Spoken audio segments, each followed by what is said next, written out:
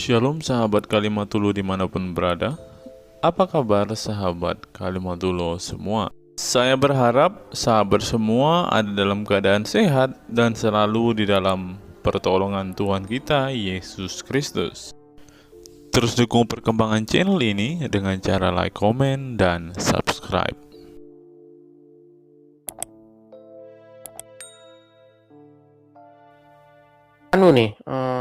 Sanca.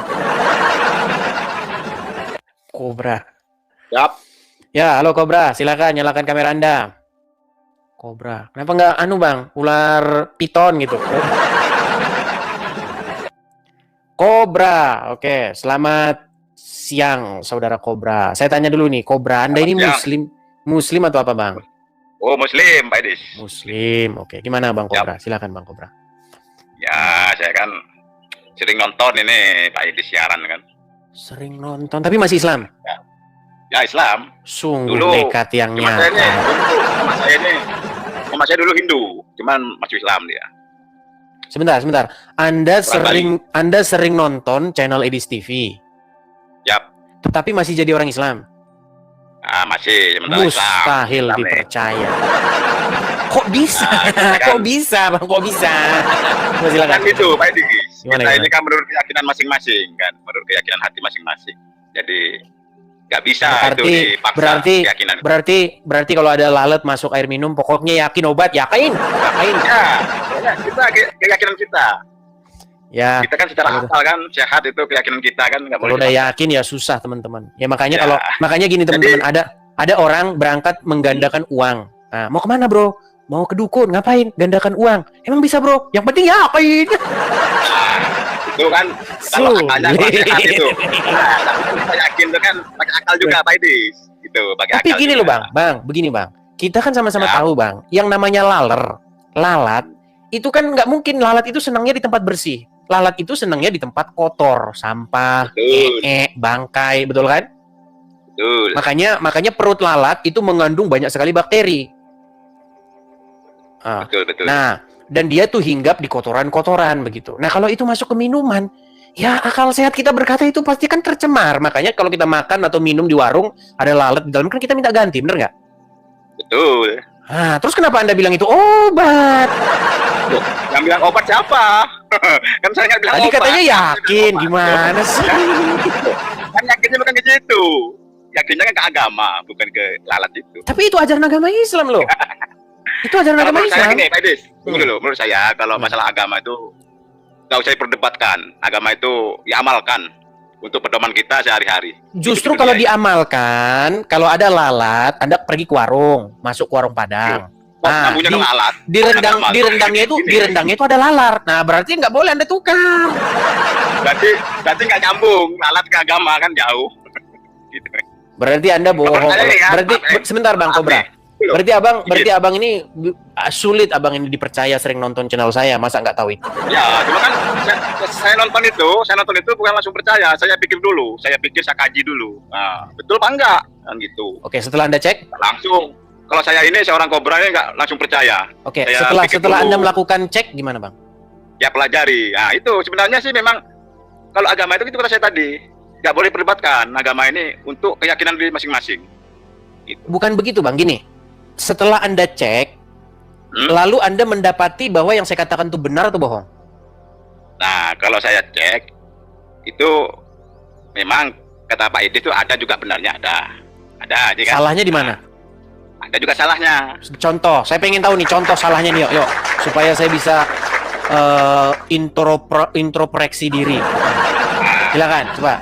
Salahnya Pak Idis ini apa ya? Apa namanya itu, agama diperdebatkan gitu. Bang, politik aja boleh diperdebatkan. Kan politik, agama nggak boleh. Agama Bang, siapa yang bilang Bang agama nggak boleh diperdebatkan? Gini loh, debat politik ada, debat sudut pandang ada, debat cawapres ada, debat gagasan anggota DPR, parpol ada. Masa kita nggak boleh debat agama? Boleh saja Bang, kenapa tidak boleh? Sekarang saya tanya. Yang nggak boleh begini Bang, yang nggak boleh itu contoh Anda mengumpulkan orang banyak dari masjid, terus memprovokasi orang, berteriak Allah Akbar, ayo pecahin kaca rumah orang. Nah, itu yang nggak boleh. Itu yang nggak boleh, Bang. Saya nggak pernah kayak itu. Kalau debat tuh boleh, Bang. Debat agama, debat politik, debat cawapres, debat sudut gagasan bupati, boleh, Bang. Yang nggak boleh itu ngerusak ataupun melakukan kekerasan. Betul. Gimana, Bang? Betul. Jadi gini, tanya sekarang. Agama itu apa? Singkatan apa? Pengertian agama dulu apa? Kalau agama sendiri itu sebenarnya berasal dari bahasa Sanskerta, dari kata a dan gama, yang artinya a itu supaya tidak. Misalnya amoral, berarti itu tidak bermoral. Kemudian a itu tidak, gama itu kacau. Jadi agama itu artinya tidak kacau begitu. Nah, berarti ini Pak Idris kan udah mengacaukan. Perdebatan itu kan kacau jadinya. Jadi saling ejek mengejek kan kacau. Oke, kalau begitu kalau debat calon presiden. Nah, itu kan politik. Dengan digabung. Ada ini enggak di situ? Ada ini enggak sebuah enggak? Perbedaan enggak? Ya beda lah politik sama agama. Ya beda, enggak apa-apa, Bang. Gimana? Politikus kotor di situ tuh, kebanyakan kotor. Bang, begini loh ya. Namanya manusia, isi kepala beda kepala itu udah beda pandangannya, Bang. Iya pasti. Nggak mungkin kita bisa samain gini. Beda adu gagasan, beda pengertian, berdebat itu adalah hidup. Yang nggak boleh itu, Bang. Seperti yang saya bilang tadi. Anda Allah Akbar, ayo kita Allah Akbar. Ya nggak boleh itu, Bang. Ya itu emang nggak boleh. Saya terus terang itu nggak boleh. Ya debat. Kalau nggak boleh debat terus kita ngapain, Bang? Kalau agama itu, kalau kata saya, artinya itu pendirian, iqomah. Iya, sebenarnya begini. Kalaupun begini, Bang. Kalaupun misalnya nih kita nggak usah debat agama, sebenarnya itu bagus, Bang. Cuman masalahnya begini. Masalahnya banyak agama ya, seperti kalian itu sering bahas-bahasin agama kami. Itu yang dia nggak paham. Itu nggak paham dia, Bang Idris. Ya, intinya paham orang itu. Iya, saya tahu, makanya dia nggak paham. Justru karena dia nggak paham, nah datanglah saya meluruskan apa yang dikatakan oleh mereka. Karena begini, Bang, karena fitnah dari orang-orang tersebut adalah bahwa iman kami, apa yang diajarkan oleh Tuhan Yesus, itu diteruskan oleh Nabi Muhammad. Nah, itu yang mau saya luruskan. Tidak pernah, Bang, Muhammad datang itu meneruskan ajaran Tuhan Yesus. Ajarannya aja udah beda, gitu loh. Tapi kalau menurut pribadi saya itu nggak suka perdebatan agama. Itu Pak Idris ya. Nah, jadi berarti Abang salah kamar ini kalau begitu. Yang lebar gitu, jadi saya turun. Jadi Oke lah. Debat agama gitu. Oke lah. Terima kasih, Bang Kobra ya. Bang Kobra ya, Pak Idris. Sama-sama, Bang. Selalu. Terima kasih, Bang Kobra. Ya. Tuhan memberkati. Tuhan berkati juga. Ya. Ya, salah kamar berarti. Ya, silakan. Namanya kita itu hidup, pastilah kita itu saling berbeda pendapat. Ya kan? Menurut Anda misalnya, bahwasanya harus A, menurut si B, enggak B gitu. Berarti kan terjadi perbedaan pendapat. Ya boleh-boleh saja, yang nggak boleh itu kalau beda pendapat dipenjarain, itu nggak boleh. Itu namanya pelanggaran hak asasi manusia. Begitu. Seharusnya orang itu, teman-teman, tidak bisa dipersekusi ataupun orang itu tidak bisa dipenjara, apalagi dianiaya oleh karena apa yang dipikirkannya. Masa kamu menjara apa yang dipikirkan seseorang? Itu. Yuk, silakan kita diskusi. Kita kasih naik ada siapanya.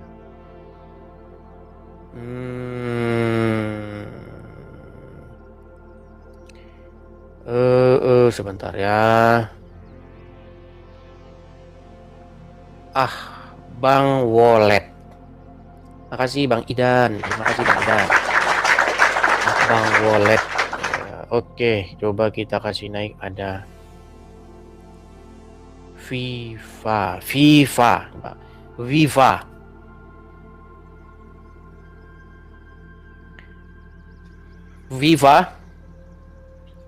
Gross Esier.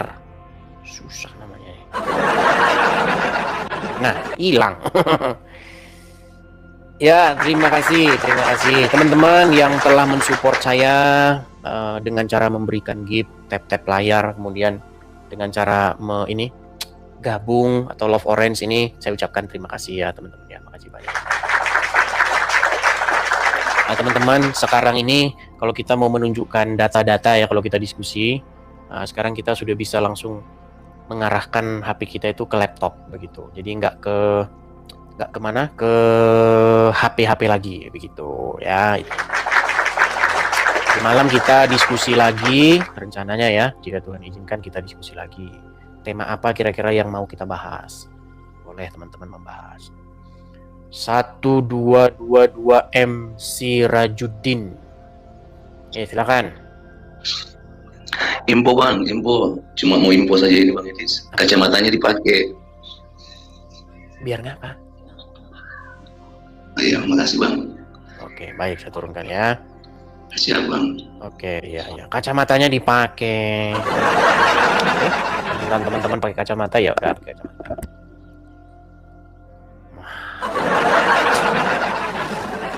Oke, maunya pakai kacamata.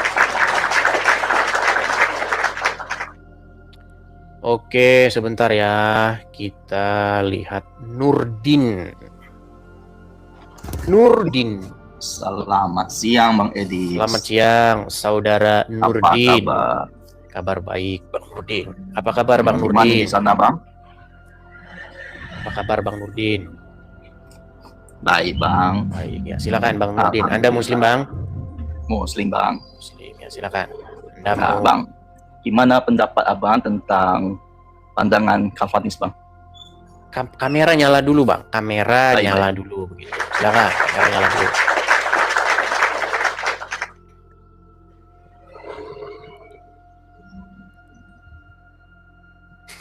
Ya udah, Bang Nurdin di bawah dulu saja, di bawah dulu. Teman-teman, saya kasih informasi ya gini. Kalau Anda itu malu, kalau Anda itu takut misalnya nanti dilihat orang, ini utangnya banyak ini. Jangan naik teman-teman, ya.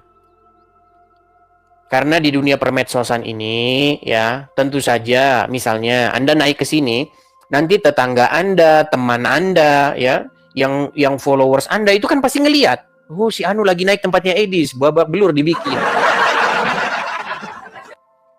Makanya kalau kira-kira kalian itu tidak ngerti, tidak paham, ya nggak usah naik. Kan sudah saya bilang berkali-kali toh. Ya. Yang naik itu yang ngerti aja. Kalau kamu nggak ngerti agama Islam, nggak usah lah naik-naik ke sini. Ya. Oke, teman-teman ya. Oke, kita kasih naik ada Budi Hardi Laya. Ya silakan, Budi Hardi Laya. Silakan. Iya, betul. Selamat pagi, saudara Budi. Makasih, Ya, Bang selamat Herman. Selamat pagi juga, Bang. Ini nanya juga ini bisa kan? Bisa. Tapi Bang Budi ini Islam. Enggak, kalau kita Kristen sih, tapi aku kan capek bila sama saudara ini tahu sama masuk gimana caranya itu ya? Biar saudara itu sadar enggak masuk agama Muslim. Oh, Abang punya saudara. Ya, saudara kita masuk Muslim 3. Oh, Abang Tapi punya gua saudara. Abang punya saudara 3 orang, 3-tiganya masuk Islam. Ya, Masuk Islamnya gara-gara apa, Bang? sampai orang tua pun ikut juga. Itulah masalahnya sampai sekarang kami tuh nggak pernah lagi ada data orang itu di rumah. Atau aku juga nggak pernah data di rumah orang itu. Karena kan beda agama kita. Sebentar, Bang. Masuk Islamnya gara-gara apa? Kalau masalah itu orang itu dulu aku nggak tahu. Pokoknya orang itu masuk dan tiba-tiba kan, ya kami mau masuk Muslim, kamu nggak mau bilang, ya kalau aku nggak mau lah, aku bilang kalau aku nggak mau karena kakekku kan bukan Muslim, aku bilang kan. Ya udahlah kalau kamu nggak mau biar kami masuk aja bilangnya. Itulah orang itu masuk semua kabur. Ya, semua coba masuk suruh sini orangnya gitu. Coba orangnya di mana? Coba biar dia ngobrol-ngobrol sama saya, coba. Oh iya. Itu aja, Bang. Suruh sini ngobrol sama saya gitu. Pesan saya gini aja, Bang. Gini, kalau misalnya mereka bertamu ke rumah, ya, Misalnya nanti mereka bertamu ke rumah, ada lalat di gelasnya, kasih aja sama mereka itu. Iya, air minum yang ada lalatnya itu kasih itu. Itu aja bang, saran saya kepada Anda. Terus nanti kalau dia nolak, nggak boleh ini. Ini sesuai dengan ajaran agamamu ini, kamu harus minum. Gitu ya. Oke, baik, Karena saya turunkan dulu. setiap aku apa Orni itu marah Orni itu sama saya, dimarahin aku, sampai anakku pun dibawa juga tapi masuk tapi nggak aku kasih. Ya, makanya orangnya aja suruh sini bang ya, gitu ya. Oke, Abang. Baik, saya turunkan ya bang ya, baik. Ya. Loh iya, memang seperti itu kan. Ngapain kita susah-susah gitu. Suguhi mereka minuman. Nah, kalau ada lalatnya di dalam, jangan kau ganti. Seperti itu ya. Oke. Ngomong-ngomong ini sebentar lagi bulan puasa. Biasanya teman-teman di bulan puasa ini biasanya mulailah ada ormas-ormas yang menertibkan kalau ada orang jualan. Karena apa? Karena mereka puasa. Dia yang puasa, kita yang repot. Coba bayangin. Yang puasa siapa? Yang puasa kamu. Adakah orang lain yang tidak puasa? Tentu ada. Apakah mereka perlu makan? Tentu perlu. Tetapi kenapa kalau ada orang buka rumah makan, dipecah-pecahin etalasenya? Lalu mereka berkata, kamu tidak menghargai saya yang sedang puasa ya. Kamu yang puasa, orang lain yang kamu suruh repot. Semoga tidak seperti itu ya. Ini saya mendidik loh. Saya mendidik supaya kalian itu dewasa. Kalau puasa saja, jangan merepotkan orang. Nah teman-teman, ini data ya. Ini bukan saya ngomong, tetapi data dari beberapa sumber berita yang saya percaya. Nah, menjelang di bulan puasa, apalagi nanti menjelang hari Lebaran, kejahatan meningkat itu. Nah, makanya kalau dulu zaman nggak tahu sekarang masih ada nggak itu di RCTI setiap sebelum jam 12 itu acara sergap atau apa itulah. Waspadalah. Nah, itu.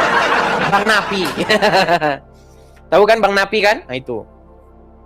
Nah, Bang Napi itu kan sudah memperingatkan. Nah, kalau biasanya bulan-bulan Ramadan ya, itu biasanya kejahatan meningkat itu. Tapi saya heran, kata hadis, katanya setan dibelenggu. Tetapi kok malah kejahatan meningkat? Itu juga menjadi misteri yang sampai hari ini tidak terpecahkan, teman-teman. Oke, kita lanjut ya.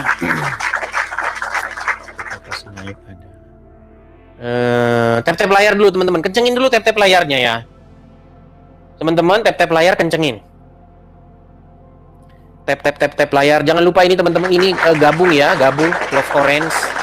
Gabung teman-teman, gabung. Satu orang satu gabung ya. Kita kasih naik ada Army Selfie Lida. Selamat pagi, saudara Army Selfie Lida. Selamat pagi, host. Ya, Muslim ya Anda ya? Oke, host. Ya, silakan. Nyalakan kamera Anda ya, silakan. Apa kabar, host? Baik. Bang Army, Anda ini Islam? Islam, host. Anda Islam? Ya, host.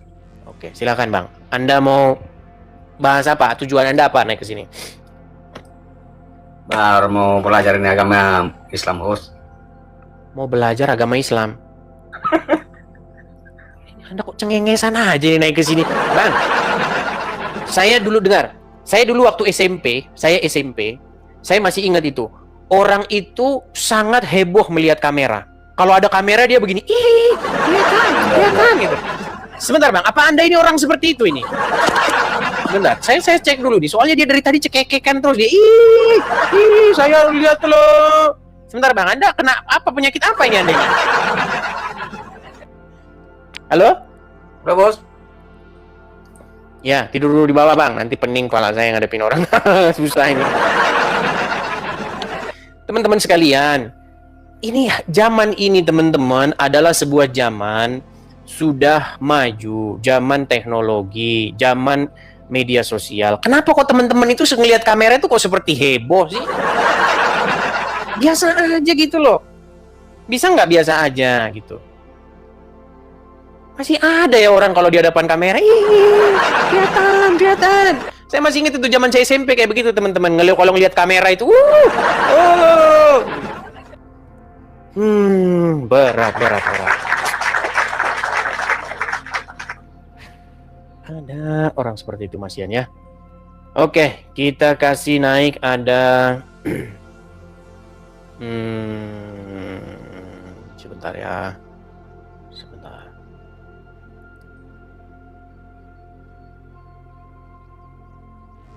Marsha Aisyah. Oh, sudah tidak lagi di situ dia.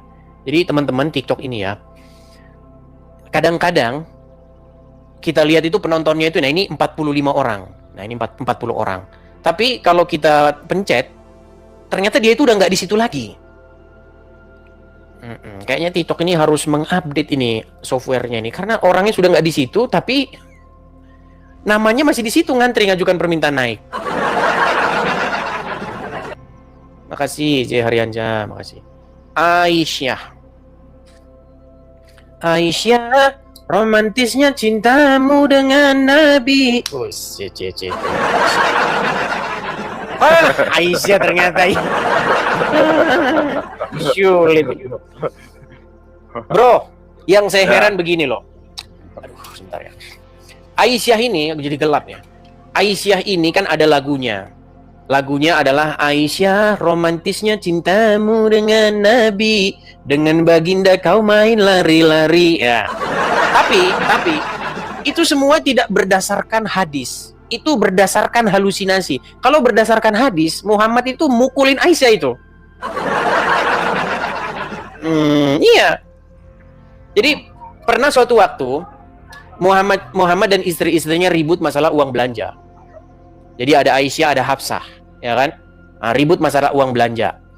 Nah, kemudian kabar tentang ributnya rumah tangga ini terdengar ke orang tua mereka masing-masing. Salah satunya adalah orang tua dari Umar bin Khattab. Nah, ketika Umar bin Khattab mendengar bahwasanya mereka ini nggak dikasih uang belanja sama Muhammad, ya kan? Akhirnya malah orang tuanya ini malah menginginkan anak-anaknya itu. Anda tahu itu? Oke lah, gini deh. Sebentar, Anda tahu itu nggak? Anda tahu itu nggak? Nggak tahu. Tapi aku menangkap, nggak tahu. Nggak tahu. Makanya Baik, kita tunjukkan banyak. datanya. Coba, saya balikin datanya ya. Oke, kita tunjukkan datanya. Sebentar ya. Sebentar. Kata penonton kau kacamata, kata penonton kau. Ya, sabar, tenang. Jadi teman-teman, pernah ada suatu waktu ya. Sabar ya. Ini kalau kita tunjukkan ya, bagaimana peristiwa itu terjadi. Sabar. Kita harus menunjukkan. Nah, ini. Saya balik dulu ya. Nah, sekarang kita udah bisa pakai ini nih. Nah, kelihatan ya? Kelihatan? Enggak, dibisukan nih. Ya. Ummul Mukminin nih, Hafsah binti Umar ibnu Khattab. Nah, pernah ribut masalah uang belanja nih. Nah, nih. Saya balikkan ya. Saya ini kan ya. Nih. Bagaimana ketika sebentar. Masalah uang belanja nih, ribut masalah uang belanja.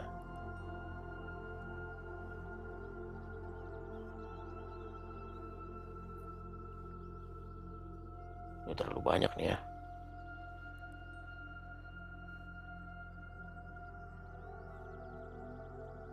Bentar, sabar ya. Kita harus cari dulu kata kuncinya ya.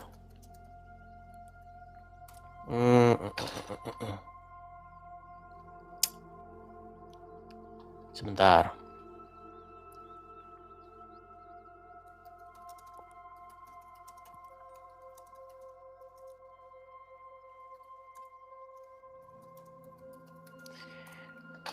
Oke. Nah, ini lihat nih ya. Oke, kelihatan ya ini sumbernya ya. Nah, kelihatan? Nih dari Detik Hikmah nih. Kelihatan nggak? Ya, kelihatan. Oke. Nah, ini saat istri minta uang belanja lebih, begini sikap Rasulullah. Nah, ini. Makanya kalian jangan dengar lagu-lagu Aisyah romantis. Oke, kita bacakan ya. Diriwayatkan, kelihatan ya? Kelihatan nggak? Nggak, kalau aku nggak nampak. Ya di bawah nggak tahu aku. Teman-teman kelihatan nggak? Teman-teman kelihatan? Coba di kolom komentar dulu. Kalau kelihatan, bilang kelihatan. Kelihatan. Oke, kelihatan. Baik. Nah nih, diriwayatkan lewat beberapa hadis saat para istri Rasulullah meminta uang tambahan belanja. Para istri Rasulullah meminta uang tambahan belanja. Para istri Rasulullah menganggap nafkah yang diberikan masih kurang. Padahal kata Abdul Somad, hasil rampasan perang Badar itu katanya kalau nggak salah itu berapa kemarin? 20 miliar. 20 miliar loh. Tetapi istri-istri ini masih kekurangan nafkah itu, nggak tahu duitnya dibikin kemana itu ya, masih menjadi pertanyaan. Nah, para istri Rasulullah menganggap nafkah yang diberikan masih kurang. Nah ini ya, dikatakan juga dikutip dari buku 115 kisah menakjubkan dalam kehidupan Rasulullah oleh Fuad Abdurrahman, suatu hari saya bold saja ya biar ini ya, suatu hari semua istri Rasulullah sedang berkumpul dan saling melontarkan keluhan. Nah, mereka merasa tidak mendapatkan nafkah dan perhiasan yang layak. Dalam arti lain, mereka meminta nafkah lebih sebagai tambahan uang belanja. Nah, Rasulullah mendengar keluhan ini, kemudian memberi dua pilihan, yakni bersabar hidup apa adanya dengan beliau, atau hidup mewah tetapi berpisah dari beliau. Nah, sebagai kepala rumah tangga yang mencintai para istrinya, Rasulullah merasa gundah atas keluhan ini, sampai beliau menampilkan wajah muram. Itu ketika diminta uang belanja muram dia kan. Nah, pelanggaran lagi. Pelanggaran. Bentar teman-teman. Gimana? Bentar. Pelanggaran itu. Boleh jawab, Des. Pelanggaran tuh, 4 lagi pelanggarannya. Nah, muram ya. Kedua sahabat dan ini, tak lama setelah kejadian ini, dua sahabat Rasulullah yakni Abu Bakar As-Siddiq dan Umar ya mendatangi rumah beliau dan mendapati Rasulullah muram. Nah, kedua sahabat juga mertua Rasulullah ini akhirnya mengerti bahwa kegundahan berakar dari para istrinya. Nah, karena saat itu para istri Rasulullah tengah berkumpul. Nah, Abu Bakar kemudian berusaha meredakan kegundahan beliau. Nah, Abu Bakar bertanya, "Wahai Rasulullah, seandainya aku mendapati putriku menuntut nafkah kepadamu," perhatikan ini, "aku pasti akan mencekik." Nah, ini mencekik nih ya. Kelihatan? Kelihatan nggak? Kelihatan nggak? Jangan pura-pura bisu begitu. Coba, gimana? Oke. Jawab ya. Sebentar saya tanya dulu. Jawab ya, Bener boleh. nggak? Kalau kudapati bahwa mereka menuntut nafkah, aku cekik, betul nggak? Bener nggak? Ya, maka aku jawab, boleh aku jawab. Enggak, nanti dulu jawabnya. Ya. Betul atau enggak ini mencekik? Karena Oke, saya besarin. Sebentar, saya besarin dulu. Saya besarin. Aduh, memang mereka ini ya. Pura-pura saja. Oke, sekarang gimana? Udah besar? Udah kelihatan sekarang? belum. Langsung pura-pura bisu. Aku udah tahu, maka aku tanggapi. Ini loh, Abu Bakar berkata, "Wahai Rasulullah, seandainya aku mendapati putriku menuntut nafkah kepadamu, aku pasti akan mencekik lehernya," ujar Abu Bakar yang tak lain adalah ayah Aisyah. Nah, makanya saya bilang ini, jangan lagi besok nyanyi Aisyah, romantisnya cintamu dengan Nabi. Di mana romantisnya? Orang minta nafkah saja mau dicekek kok, gimana? Nah, Umar pun mengucapkan kata-kata yang sama berkaitan dengan putrinya Hafsah. Nah, setelah itu dua sahabat Rasulullah ini menemui putrinya masing-masing. Tanpa pikir panjang, mereka ini mencekik leher putrinya. Betul. Betul. Aku udah nangkep poin. Bentar, betul atau fitnah? Coba baca lagi. 3 pertanyaan kau. Setelah itu dua sahabat Rasulullah ini menemui putrinya masing-masing. Tanpa pikir panjang mereka mencekik leher putrinya. Nggak ada itu nggak ada. Kok nggak ada ini loh? Ini apa ini bacanya nih Pak, bacanya nih? Berat. Berat. Sulit. Tidak diakui teman-teman, tidak diakui. Ya, saya bacakan lagi. Saya bacakan lagi nih. Kamu, dia berkata itu, bapak-bapaknya mereka berkata, kamu menuntut sesuatu yang tidak sepatutnya kepada Rasulullah. Mendengar sang ayah marah, istri Rasulullah ini lantas memberi jawaban, demi Allah, kami tidak akan menuntut sesuatu yang tidak dimiliki Rasulullah, jawab Aisyah dan Hafsah. Nah, dari kejadian ini, Rasulullah kemudian meninggalkan istri-istrinya selama 1 bulan. Ada yang menyebut 29 hari dan 30 hari. Pada saat ini pula Rasulullah menerima wahyu. Langsung turun wahyu nih. Langsung turun wahyu. Hai Nabi, katakanlah kepada istri-istrimu, jika kamu sekian menginginkan kehidupan dunia dan perhiasannya, maka marilah supaya kuberikan kepadamu mut'ah dan aku ceraikan kamu dengan cara yang baik. Nah, kalau kau baca ini dapat pahala. Betul. Lu malah ketawa. Enggak. Anda ini kayak pidato, iya, kayak mengajar, iya. Ini debat, bro, diskusi, bro. Ya sudah, silakan Anda tanggapi Anda tuh. ngajarin saya. Gimana? Kadang pidato juga. Ini sedikit gini. Mana? Tahu kok, Anda tuh memang begitu. Mana? Yang aku tanggapi ini, pertama kata Rasulullah, kalau istilahnya belanja dapur kurang 2 pilihan, pisah atau gimana, kan begitu. Kata Abu Bakar, kalau andai kata putriku minta tambah nafkah sama suami dia, akan kucekik, kan begitu. Dicekik nggak? Jadi Dicekik nggak? anehnya di mana? Ya bentar, aku pasti dulu. Iya, lagumu Aisyah romantis, di mana romantisnya? Gak boleh ngomong. Loh, Anda berkata Aisyah itu adalah istrinya yang paling dicintai, main lari-larian. Di mana ada dalilnya bahwa Muhammad dan Aisyah main lari-larian? Yang ada istrinya Muhammad, Aisyah dan Hafsah dicekek sama bapaknya sendiri. Gara-gara tidak boleh minta nafkah sama Nabi. Kenapa aku ganti nama? Kalau aku ganti nama, aku pastikan Anda pasti mikir dengan saya. Pasti mikir. Ya karena isinya kamu kayak begini, gimana kita mau diskusi? Orang kamu saja isinya begini. Ngomong aja belum aku. Silakan coba. Yang mau kita dengar apa? Orang kamu saja kalau ngomong udah dibacain yang tertulis saja kamu tolak, gimana? Aku belum ngomong. Silakan. Isi kamu ngomong nggak ada, aku aja belum ngomong. Ya silakan. Lucu sekali ya. Silakan. Jadi poin pertama aku tangkap, kalau minta tambah nafkah bisa atau gimana kan gitu. Saya lagi kutangkap poinnya Abu Bakar, kalau ada anakku minta tambah nafkah sama suaminya akan kucekik, kan gitu poin yang kutangkap. Jadi anehnya di mana? Makanya sebagai seorang istri dia ajari hidup bersyukur. Apapun dikasih suami syukuri. Pertama. Ya berarti dicekek nggak? Dicekek nggak? Oke, diam. Ya. Kenapa diam? Kenapa Abu Bakar marah? Iya, intinya di dalam agama kalian itu dibolehkan yang namanya KDRT, cekek-cekekan, kekerasan. Aku ngomong. Intinya begini, kalian itu mengajari atau meneladani KDRT, pukul-pukul istri itu. Aku boleh ngomong, takut Anda. Itu, berarti bener nggak dipukul, dicekek? Makanya Anda gantian lah, Anda kayak pidato, Anda bukan kayak debat. Debat tuh dua-duaan. Ya nonton saja di bawah, Umar, nonton saja di bawah, nonton.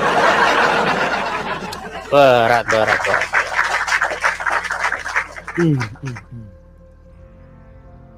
Kita kasih naik, ada Valmi 27, silakan. Valmi 27.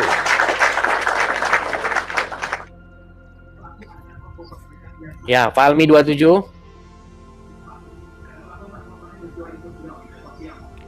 Saudara Valmi? Ya, gimana Valmi? Mau dicekek juga Anda? Halo? Macet, lari. Ya teman-teman, makanya gini teman-teman, saya itu teman-teman udah tahu bahwa mereka itu ketakutan menghadapi saya berdebat. Makasih Ice, makasih. Tapi mau gimana teman-teman, ya namanya sudah ketakutan begitu kan. Oke, kita ulang ya. Tapi udah tanggung nih teman-teman, karena saya bentar lagi harus pergi. Terima kasih Ice, terima kasih. Kena pembatasan lagi kita teman-teman.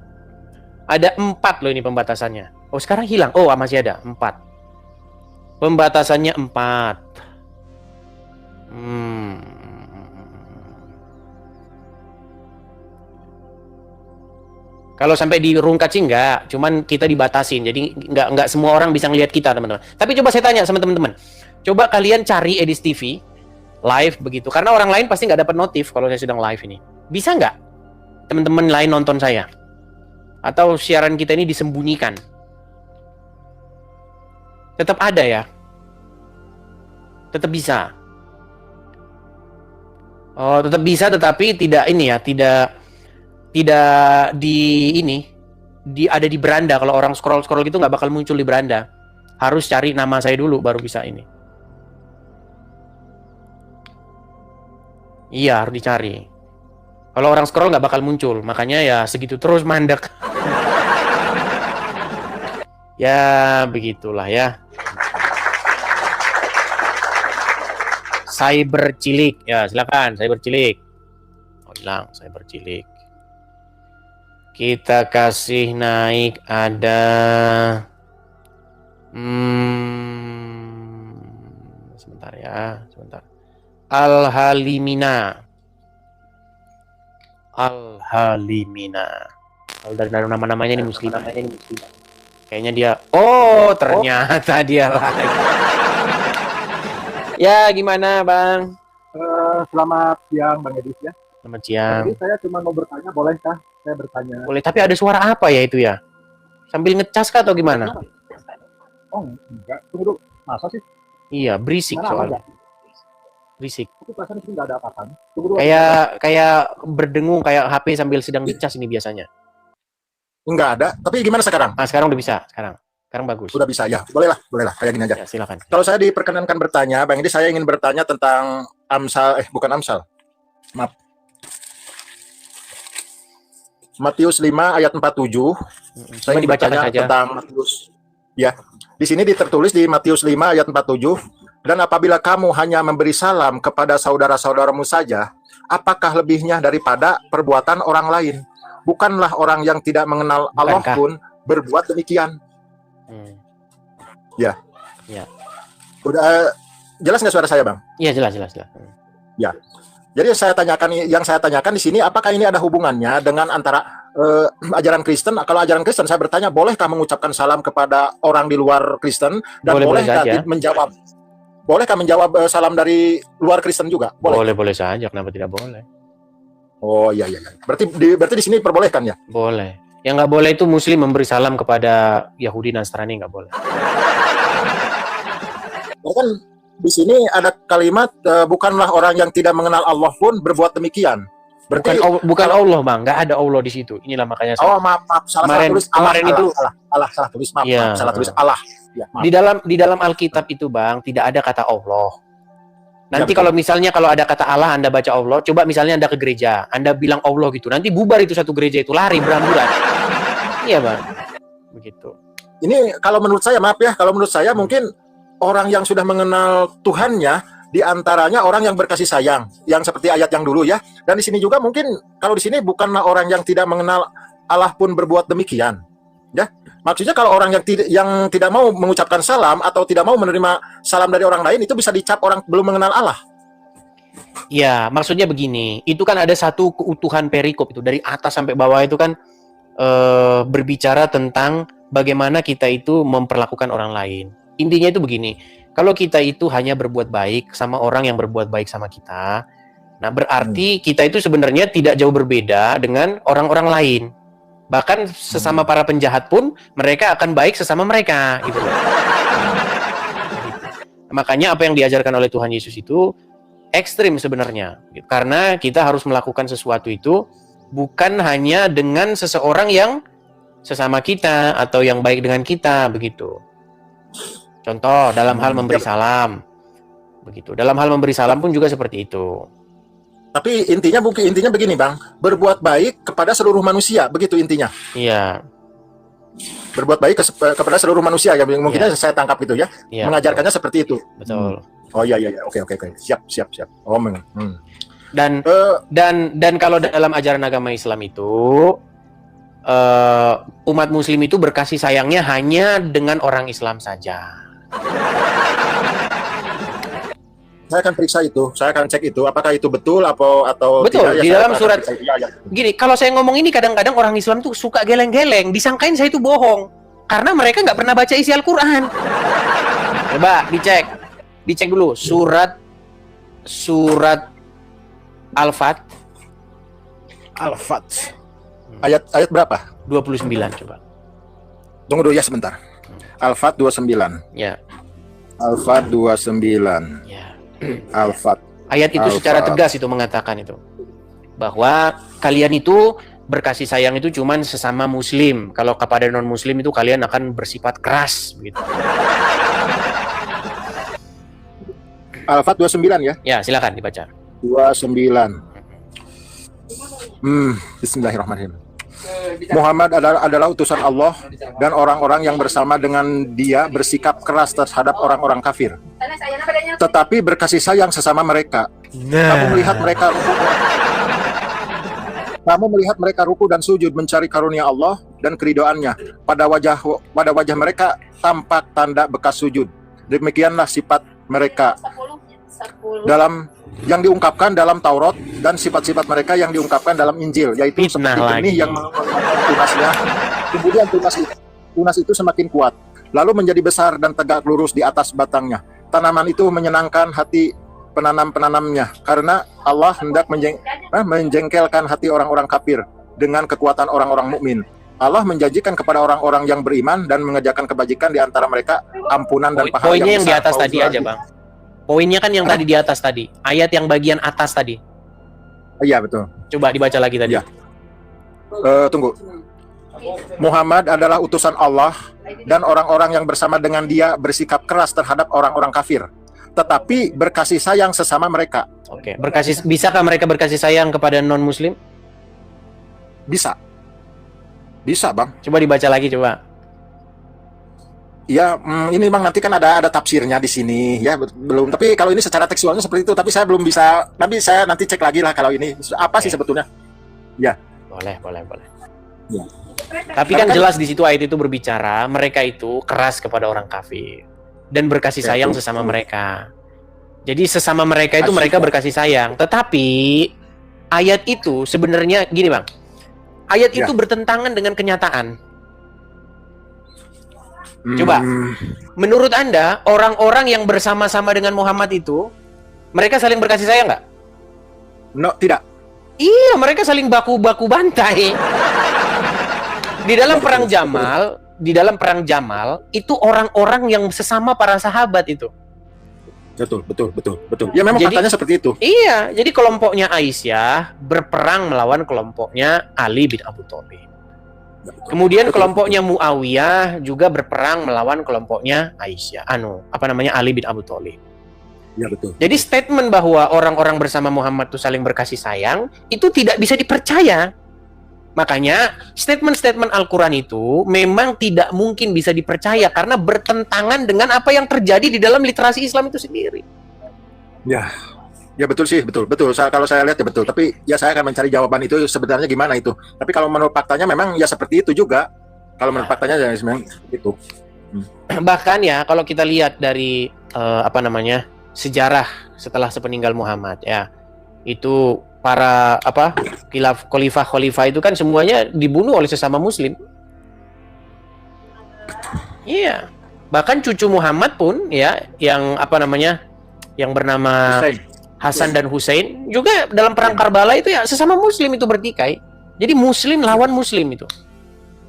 Ya, makanya statement itu bahwa mereka saling berkasih sayang itu adalah statement yang bertentangan dengan sejarah Islam itu sendiri.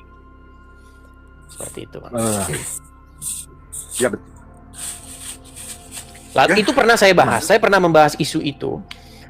Cuman namanya dia berusaha untuk menipu diri. Katanya itu kan perintah. Perintah supaya mereka saling berkasih sayang. Tetapi perintah itu tidak dilaksanakan. Itu bukan perintah. Itu adalah statement. Statement dengan perintah beda loh.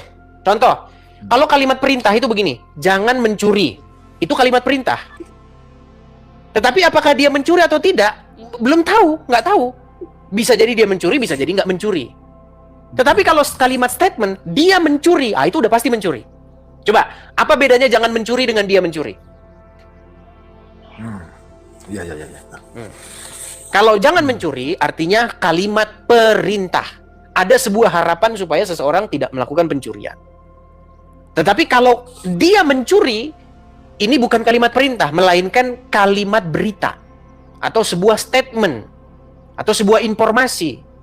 Bahwa si fulan mencuri. Nah, yang tertulis di dalam surat Al-Fat 29 itu tadi, itu adalah kalimat berita itu. Itu bukan kalimat perintah. Mereka saling berkasih sayang. Gitu.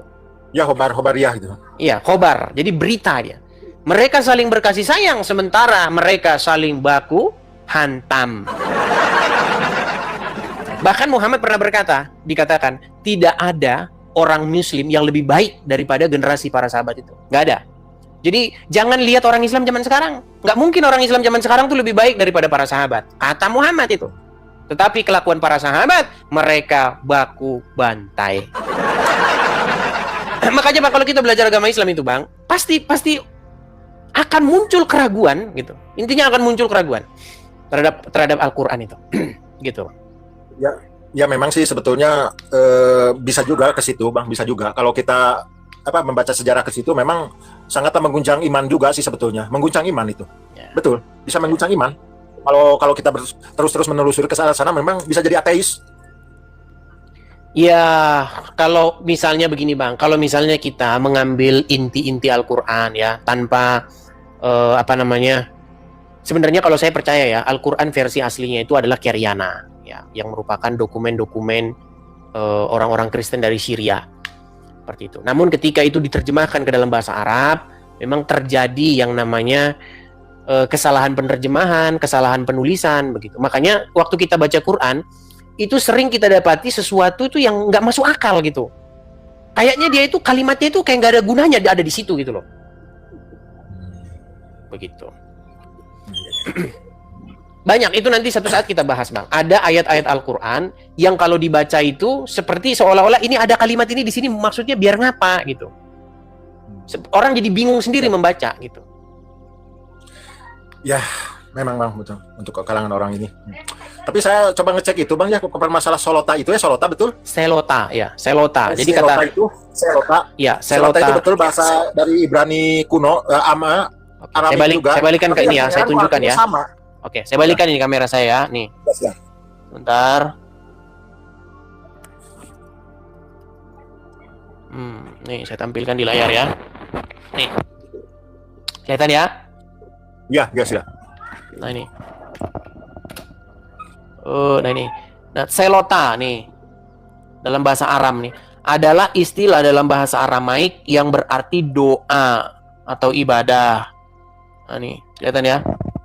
Ya, betul. Ritual yang menjadi akar kata sholat dalam bahasa Arab.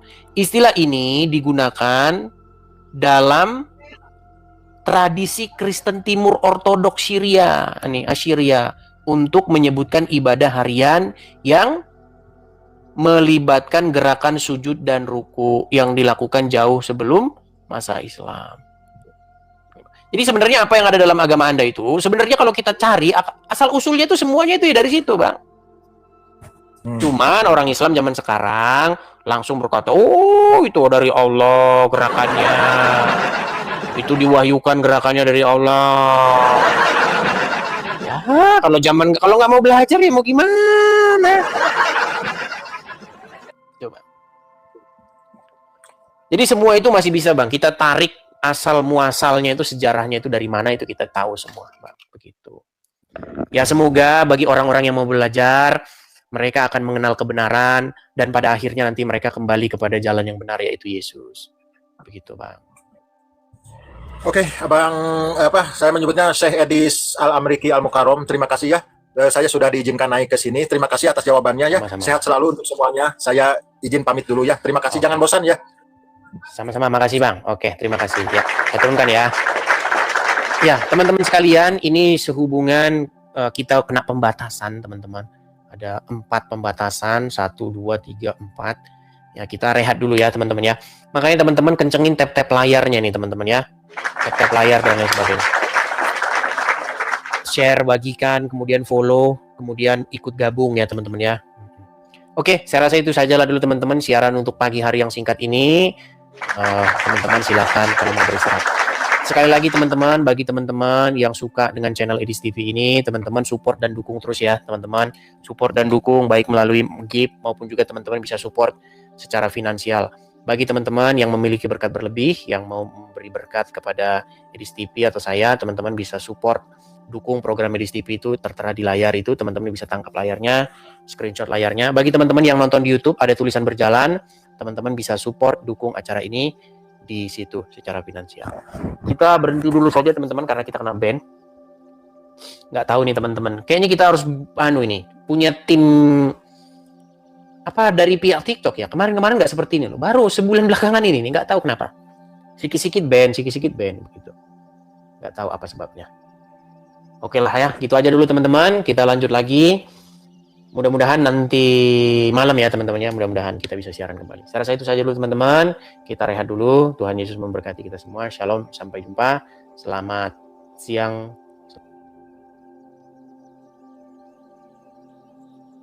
Profesor Kiai Haji Quraisy Shihab, seorang cendekiawan muslim, terkemuka menekankan pentingnya memilih ustadz yang tidak memaki-maki dalam dakwahnya.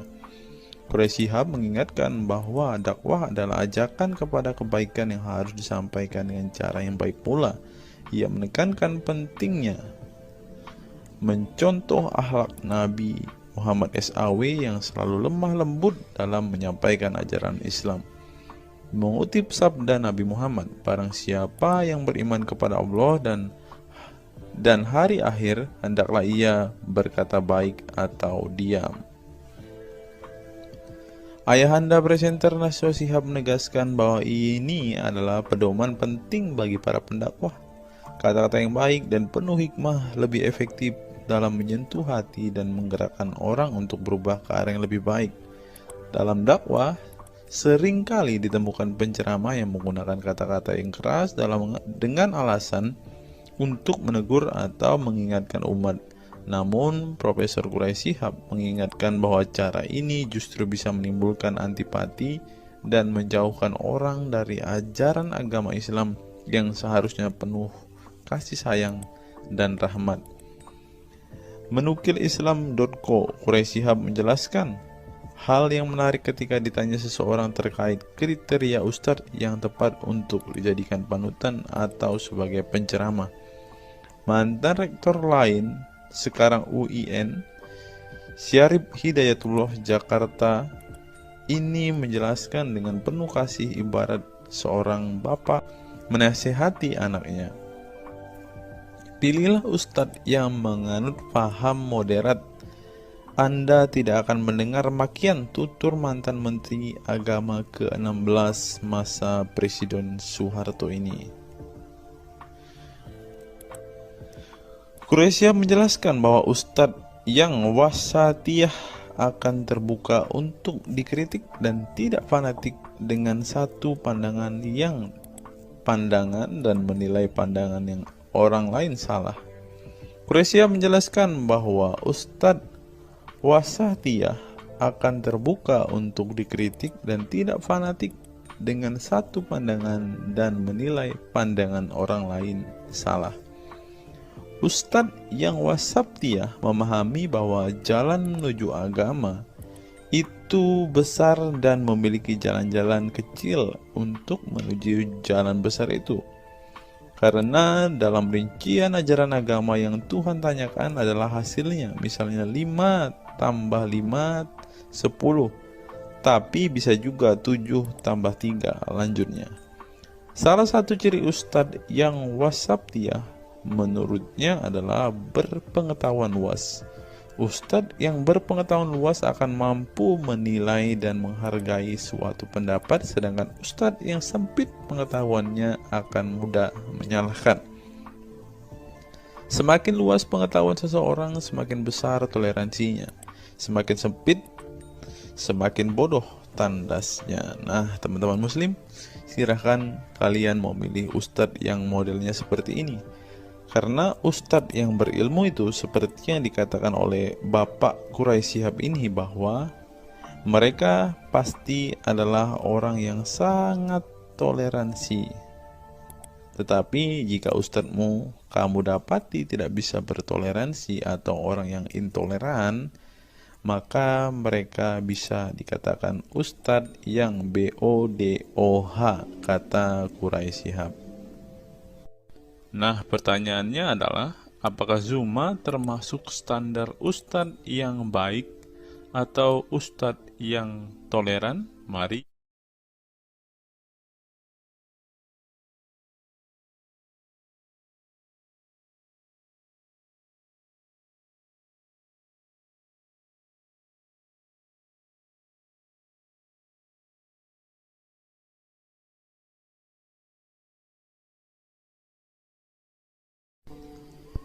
Google, mengapa Rasulullah disebut sebagai nabi penutup? Apa alasannya? Alasannya mengapa Nabi SAW disebut Rasul terakhir adalah karena Allah SWT telah menunjukkan langsung sebagai penutup para nabi dan rasul.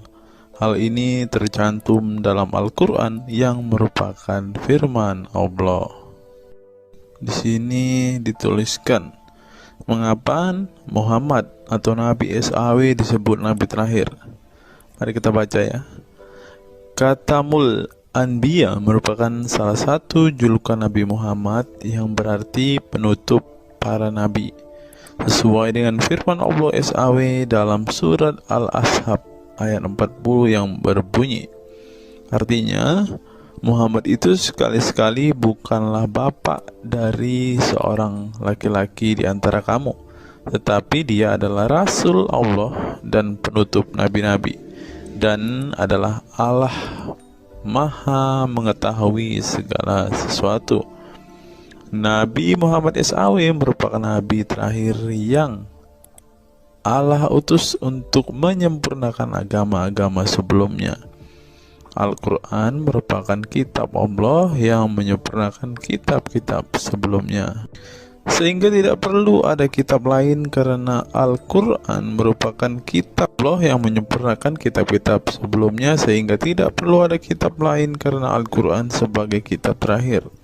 Maka dapat diartikan bahwa tidak ada lagi nabi setelah Nabi Muhammad SAW.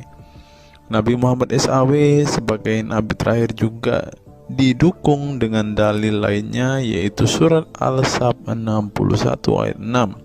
Dan ingatlah ketika Isa bin Maryam berkata, "Hai Bani Israel, sesungguhnya aku adalah utusan Allah kepadamu, membenarkan kitab sebelumku, yaitu Taurat, yang memberikan kabar gembira dengan datangnya seorang Rasul yang akan datang sesudahku, yang namanya Ahmad, dalam tanda kurung Muhammad." Menurut Syekh Al-Zairi dalam kitab Al-Jawahir dan Al-Kalamiyah, alasan kenapa Nabi Muhammad SAW dijadikan nabi terakhir adalah hikmah terputusnya para nabi itu untuk menyeru umat manusia agar beribadah kepada Allah, menunjukkan mereka ke jalan yang lurus dalam urusan kehidupan duniawi dan ukrawi, memberitahu kepada mereka tentang hal-hal yang tidak dapat dicapai oleh penglihatan mereka, dan memberitahu keadaan yang pemikiran mereka belum sampai, dan menetapkan dalil yang meyakinkan serta menghilangkan syubhat keserupaan yang tidak benar. Adapun hubungan dakwah Nabi Muhammad SAW dengan nabi-nabi terdahulu ialah terbangun atas dasar sebagai penguat dan penyempurna dakwah nabi-nabi sebelumnya. Oleh karena itu, semua para nabi selalu dibangun atas dasar dua pondasi utama, yaitu akidah, syariat, dan akhlak. Dari segi kaidah, dari segi akidah, semua ajaran yang dibawa oleh para nabi mulai dari Nabi Adam alaihissalam sampai Muhammad SAW adalah sama. Tidak ada beda antara nabi satu dengan nabi yang lainnya. Semuanya mengajarkan keimanan terhadap keesaan Allah SWT, yaitu dengan membersihkan dari segala sifat yang tidak layak baginya dan mengimani adanya hari kiamat serta adanya surga dan neraka. Maka dari itu, semua para nabi menyerukan kepada kaumnya masing-masing antara dasar iman kepada Allah, dan semua para nabi setelahnya saling membenarkan ajaran yang telah dibawa oleh para nabi sebelumnya.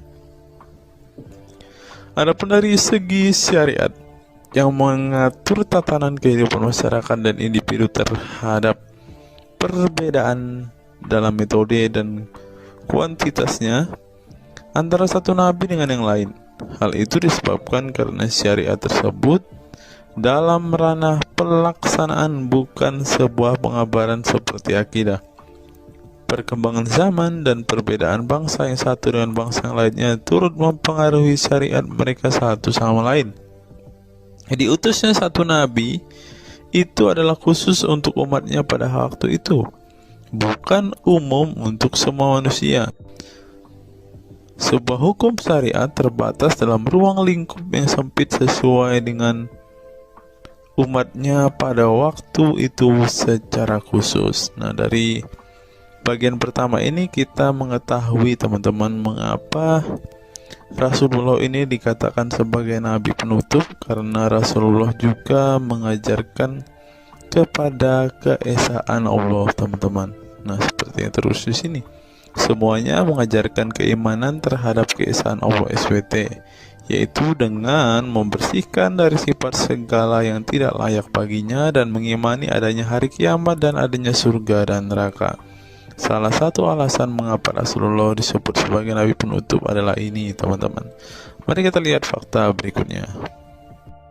Menurut kumparan, teman-teman, alasan mengapa Rasulullah SAW disebut nabi terakhir, teman-teman. Mari kita simak ya. Saya berharap teman-teman tidak bosan mendengar setiap fakta-fakta yang kita bukakan ini, karena dengan melihat fakta-fakta ini setidaknya kita belajar, teman-teman, dan dapat memaklumi mengapa sih saudara-saudara muslim kita itu sangat-sangat menjunjung tinggi Rasulullah, teman-teman. Mari kita simak. Nabi Muhammad SAW adalah nabi yang ke-25 dalam Al-Quran. Sebagai umat Islam, kita diwajibkan mempercayai bahwa tidak ada rasul lain setelah kematian Nabi Muhammad SAW. Sebenarnya, mengapa Nabi SAW disebut rasul terakhir? Bukan tanpa alasan Allah SWT memilih Nabi Muhammad SAW sebagai rasul terakhir, sehingga kita dilarang untuk mempercayai bahwa adanya rasul setelah Nabi Muhammad SAW meninggal dunia, bahkan sampai memiliki cara pandang berbeda dengan beliau. Nah, jadi teman-teman kita, saudara-saudara kita tidak percaya ada nabi setelah Nabi Muhammad, teman-teman. Terlebih ada yang nabi yang membawa ajaran-ajaran yang berbeda dari apa yang diajarkan oleh Rasulullah. Berikutnya, alasan dibalik Nabi Muhammad SAW disebut rasul terakhir. Nabi Muhammad SAW ditunjuk menjadi rasul terakhir Allah SWT dan mendapatkan Al-Quran yang merupakan kitab sempurna dari kitab-kitab sebelumnya. Nah, mereka percaya juga kitab mereka adalah kitab yang paling sempurna, karena kitab-kitab sebelumnya tidak sempurna, maka disempurnakan oleh Al-Quran, teman-teman. Artinya, wahyu yang sudah diterima Nabi Muhammad SAW sudah terputus sejak beliau meninggal dunia. Ibnu Katsir menjelaskan, ini merupakan nikmat Allah Subhanahu wa Ta'ala yang terbesar atas umat ini. Allah Subhanahu wa Ta'ala telah menyempurnakan untuk mereka agama mereka.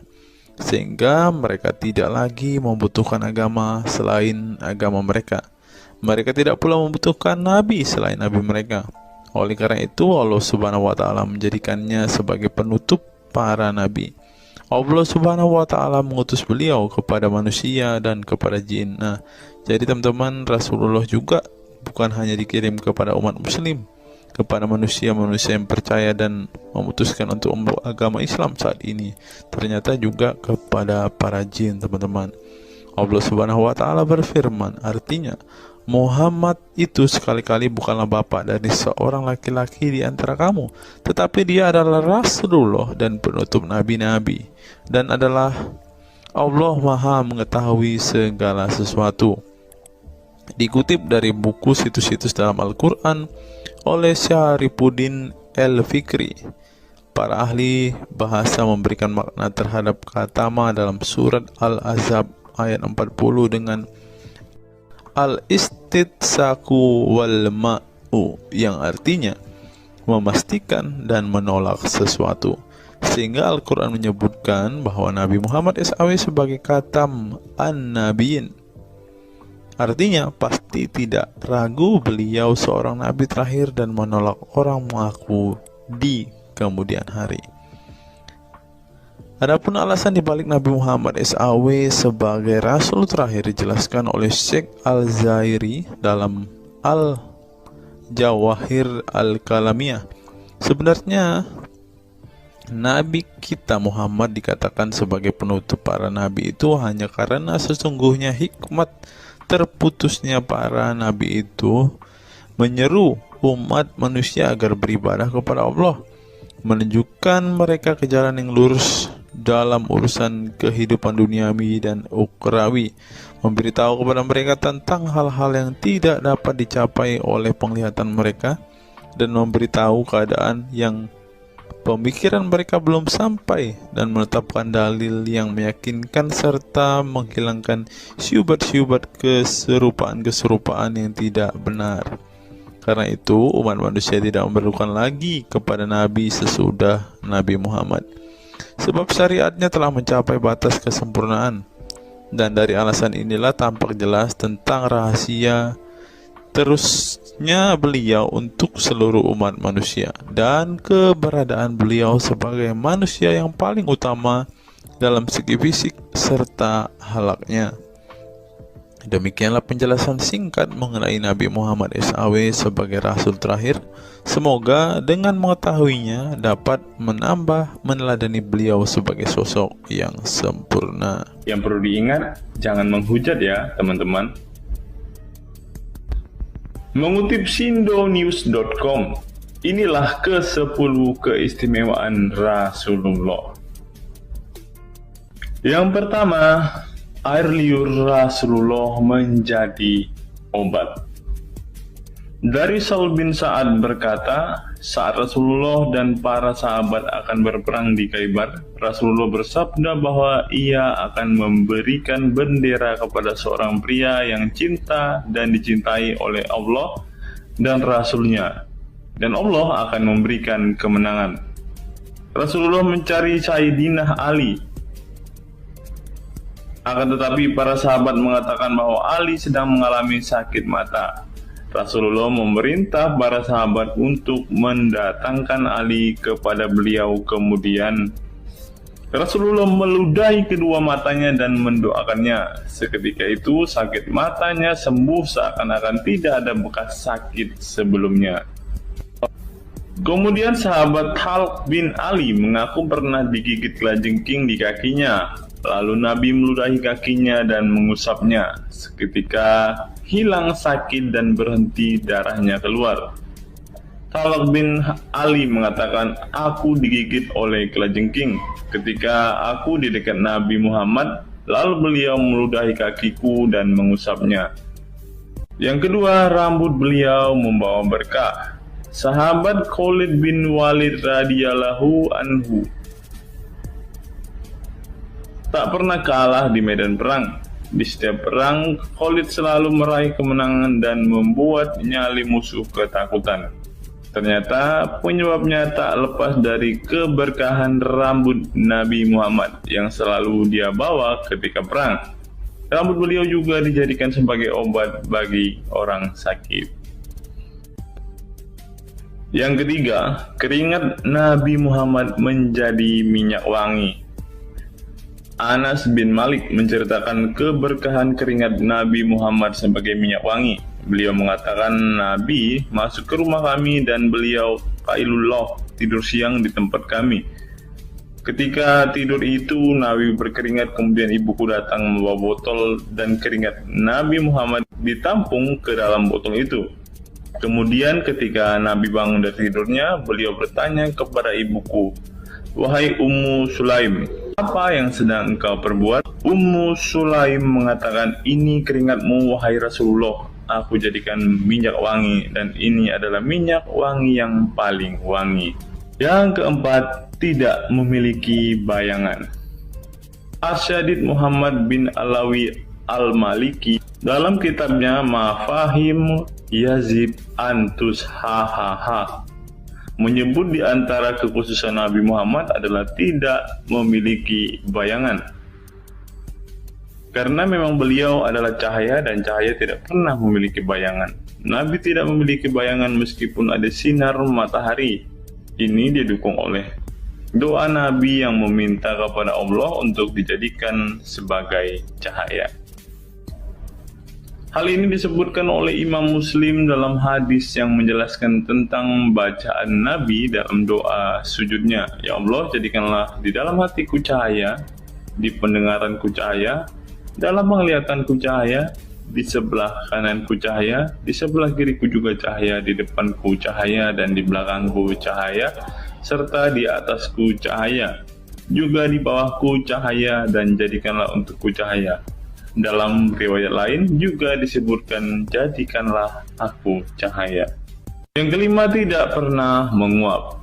Dalam kitab Al-Qashais Al-Kubra, Imam Asyuyuti menyebutkan riwayat Nabi Muhammad yang sepanjang hayat tidak pernah menguap. Ditakris oleh Imam Al-Bukhari dalam kitabnya Al-Tariq dan juga Ibnu Abi Saibah dalam Musannafnya, dan dari Isa Ibnu Sa'ad dari Yazid bin Al-Asham, beliau berkata bahwa Nabi Muhammad tidak pernah menguap sama sekali. Yang keenam, hati beliau tidak pernah tidur. Keistimewaan lainnya adalah kedua mata beliau tertidur, namun tidak demikian dengan hati beliau. Suatu waktu Nabi Muhammad pernah ditanya oleh istrinya Sayyidah Aisyah tentang tidurnya selepas sholat witir. "Wahai Rasulullah, apakah engkau tidur setelah sholat witir?" Beliau menjawab, "Betul Aisyah, sesungguhnya mataku tertidur dan tetapi hatiku tidak pernah tidur." Ini sejalan dengan apa yang disebutkan beliau bahwa para nabi tidaklah tidur kecuali hanya mata mereka saja yang terpejam. Hati mereka tidak pernah tidur dari berzikir kepada Allah Ta'ala. Dan begitu juga para nabi tidur hanya matanya saja, sedangkan hatinya tidak pernah tidur. Yang ketujuh, jubah beliau sembuhkan orang sakit. Asma bintu Abu Bakar radhiyallahu anhu bertaburuk dengan jubah Nabi. Dari Abdullah bin Kaisan berkata, diperlihatkan kepadaku sebuah jubah tayalisah dari Kisra dan kerahnya berbahan dibaj. Juga kedua sisinya dijahit dengan dibaj. Asma berkata kepada budaknya, "Wahai Abdullah, jubah ini dahulu ada pada Aisyah hingga ia wafat. Setelah Aisyah wafat, aku pun mengambilnya. Dulu Rasulullah sering memakai jubah ini. Kami pun biasa mencuci jubah ini dengan air untuk menyembuhkan orang yang sakit." 8. Darah bekam Nabi diminum sahabat. Darah Rasulullah benar-benar barokah. Sahabat Abdullah bin Zubair radhiyallahu anhu pernah meminum darah Nabi. Diceritakan Abdullah datang kepada Rasulullah ketika beliau sedang berbekam.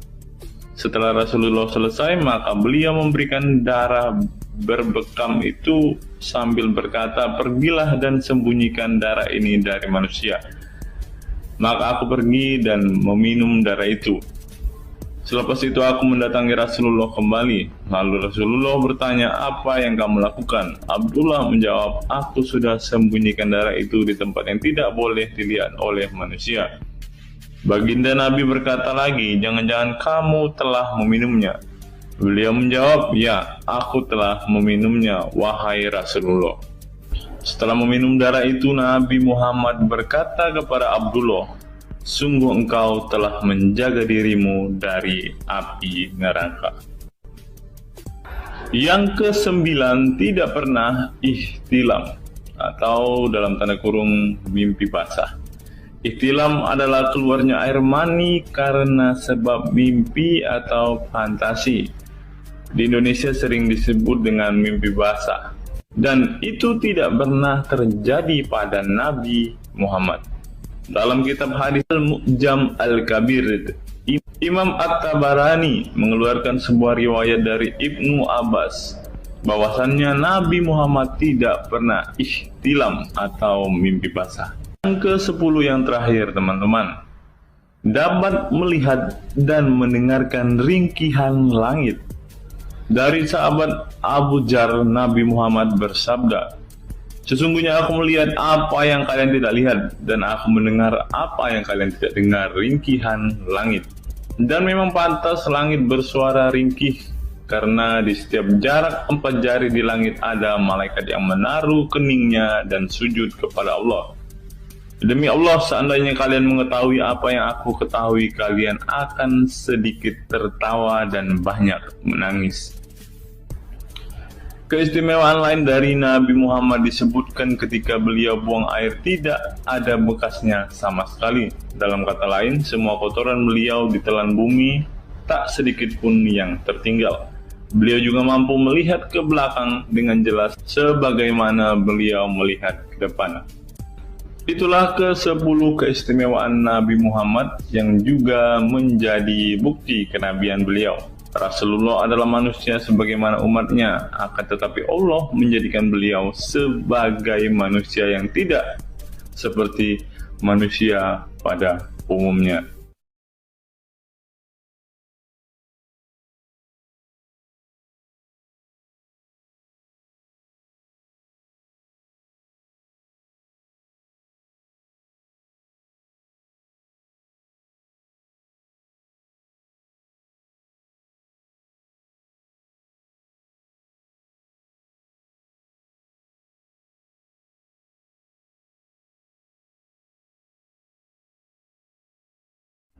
Hari ini kita akan menyimak sebuah kisah yang saya kutip dari sebuah artikel yang akan menggemparkan kita semua.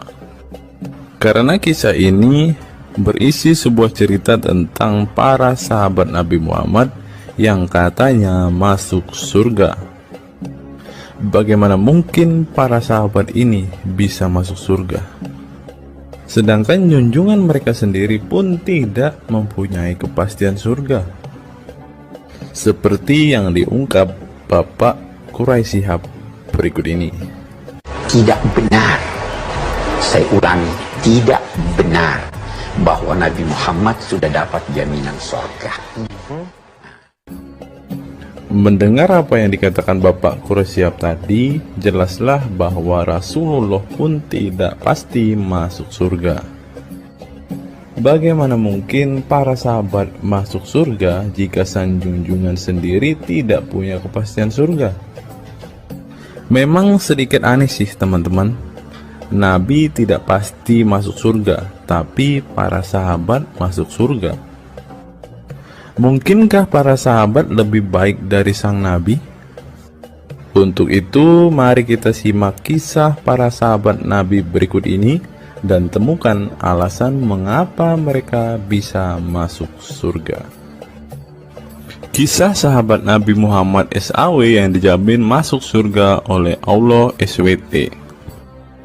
Semua manusia pasti menginginkan masuk surga Allah SWT, namun tidak semua jiwa bisa masuk surga.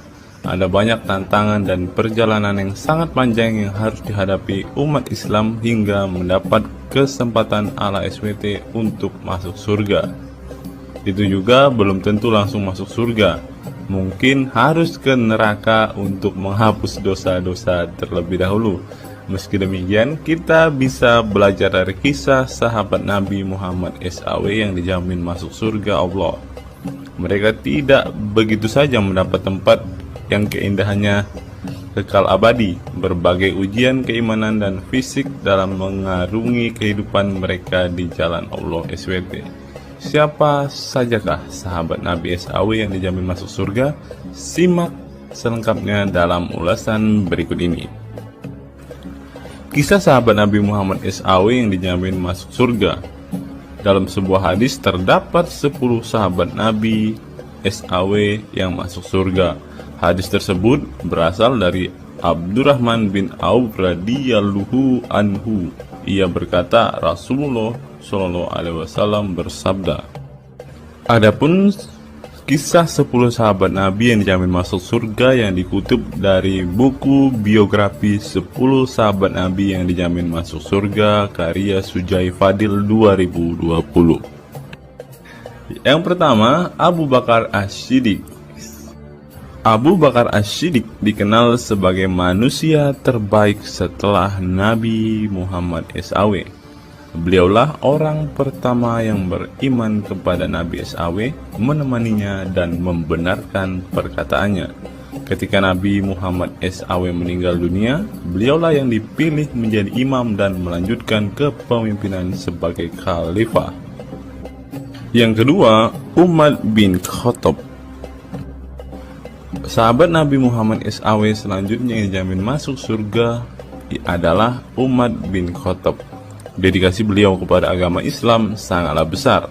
Walaupun sebelum ia memutuskan untuk beriman kepada Nabi Muhammad SAW, ia ingin membunuhnya. Setelah masuk agama Islam, Umar bin Khattab menjadi orang yang paling berani dan mendapat gelar Al-Furuq, yang memiliki arti pembeda antara yang benar dan yang salah. Yang ketiga, Utsman bin Affan. Utsman bin Affan merupakan saudagar kaya raya, namun kekayaan tersebut tidak membuatnya sombong, namun kebalikannya. Utsman menggunakan hartanya untuk zakat, sedekah, dan infak. Setelah meninggalnya Umar bin Khattab, beliau melanjutkan kepemimpinannya dan juga melanjutkan tugas untuk menyusun mushaf Al-Quran. Yang keempat, Ali bin Abi Thalib. Ali bin Abi Thalib merupakan sepupu dari Nabi Muhammad SAW, sehingga beliau banyak belajar Islam dari usianya sejak kecil. Ali bin Abi Thalib pernah ditinggal Nabi Muhammad SAW saat perang Tabuk untuk menjaga para wanita dan anak-anak. Setelah meninggalnya Utsman bin Affan, beliau meneruskan kepemimpinannya. Namun di masa kepemimpinannya banyak sekali pertentangan dan perpecahan kelompok dengan pemikiran masing-masing. Talhah bin Ubaidillah. Meski tak seterkenal para khulafaur rasyidin, namun beliau merupakan sosok perlindung bagi Nabi Muhammad dalam perang Uhud dengan menangkis anak panah dengan tangannya hingga kehilangan jari-jarinya.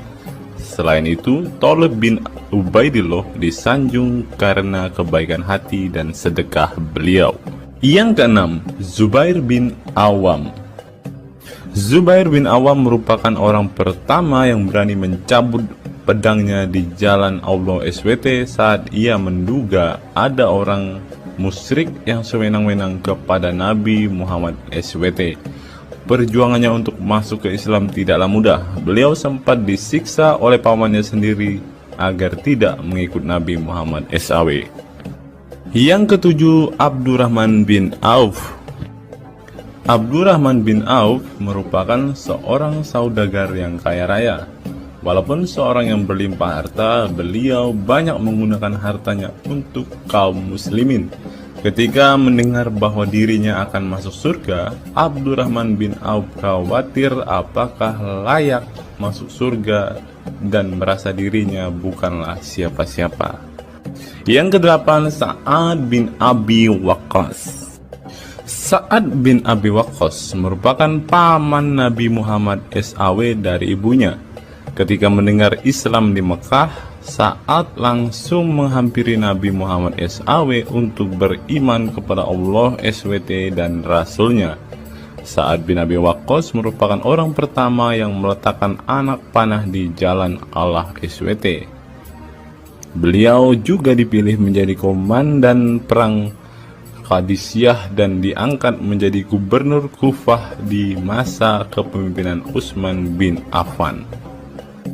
Yang kesembilan, Sa'id bin Zaid.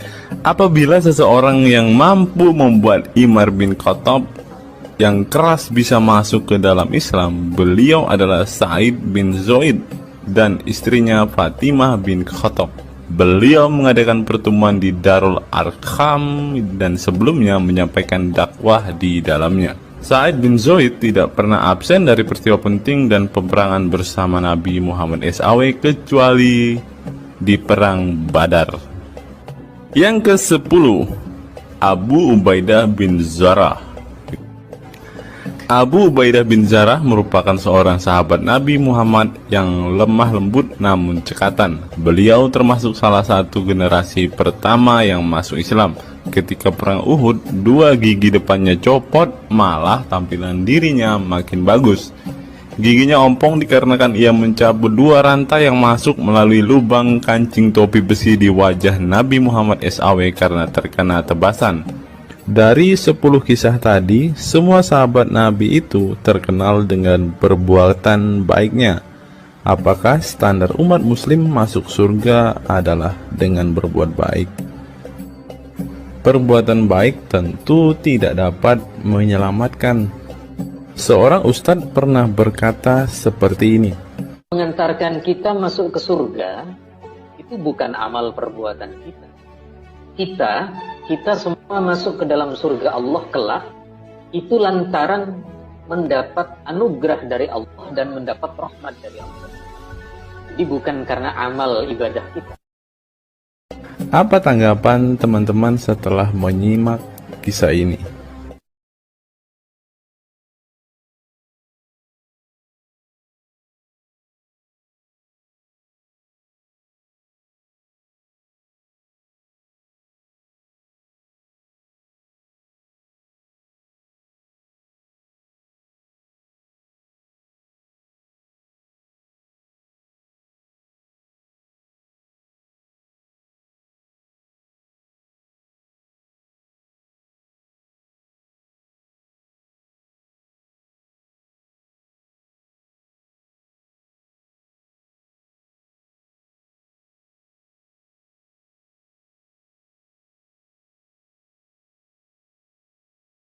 Saya teringat dengan satu perkataan seorang ustadz, teman-teman. Ustadz ini mengatakan bahwa memang benar saudara-saudara muslim kita itu hanya suka membaca Al-Quran, suka berbahasa Arab, tetapi pada kenyataannya mereka ini, teman-teman, ternyata adalah orang-orang yang tidak paham sama sekali dengan apa yang mereka baca, teman-teman.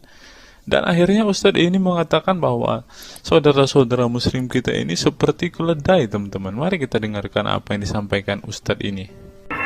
Kita bangga menghafal Al-Quran tapi tidak memahami Al-Quran. Senang mengulang berbahasa Arab tapi tidak mengerti bahasa Arab. Suka membaca Al-Quran tapi tidak memahami maknanya. Akhirnya apa? Menjadi keledai di Indonesia. Tidak sampai di situ saja, teman-teman. Menurut NU Online, seperti yang disampaikan oleh Gus Baha, ingin umat Islam banyak baca Al-Quran meski tak paham maknanya. Teman-teman bisa baca sendiri ya judul artikel ini. Artikel ini mengatakan seorang Gus ingin umatnya itu semua umatnya dia ingin bahwa mereka harus mau dan rajin membaca Al-Quran, teman-teman. Walaupun ya pada kenyataannya apa yang mereka baca mereka tidak ketahui. Apa yang mereka baca mereka tidak tahu maknanya, teman-teman. Mari kita dengarkan dan lihat apa isi dari artikel yang diransir oleh NU Online ini, teman-teman. Jakarta NU Online. Rais Syuriah Pengurus Besar Nahdlatul Ulama PBNU Kiai Haji Ahmad Bahaudin Nur Salim yang biasa dikenal dengan Gus Baha mengingatkan umat muslim atau umat Islam untuk memperbanyak membaca Al-Quran meski tidak memahami maknanya. Waduh, gak bahaya kah ini?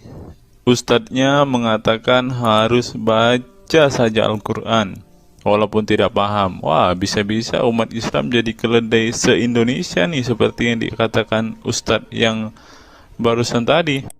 Karena semuanya disuruh baca, disuruh hafal, tidak peduli tahu atau tidak arti dan maknanya. Aduh, gimana ini teman-teman?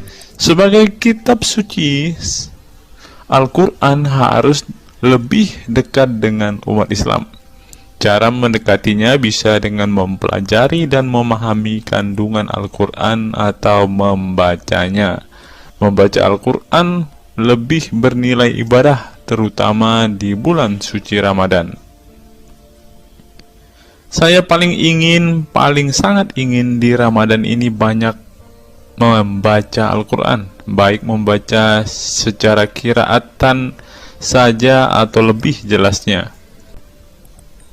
Sebagaimana dikutip NU Online dari akun YouTube Santri Gayeng.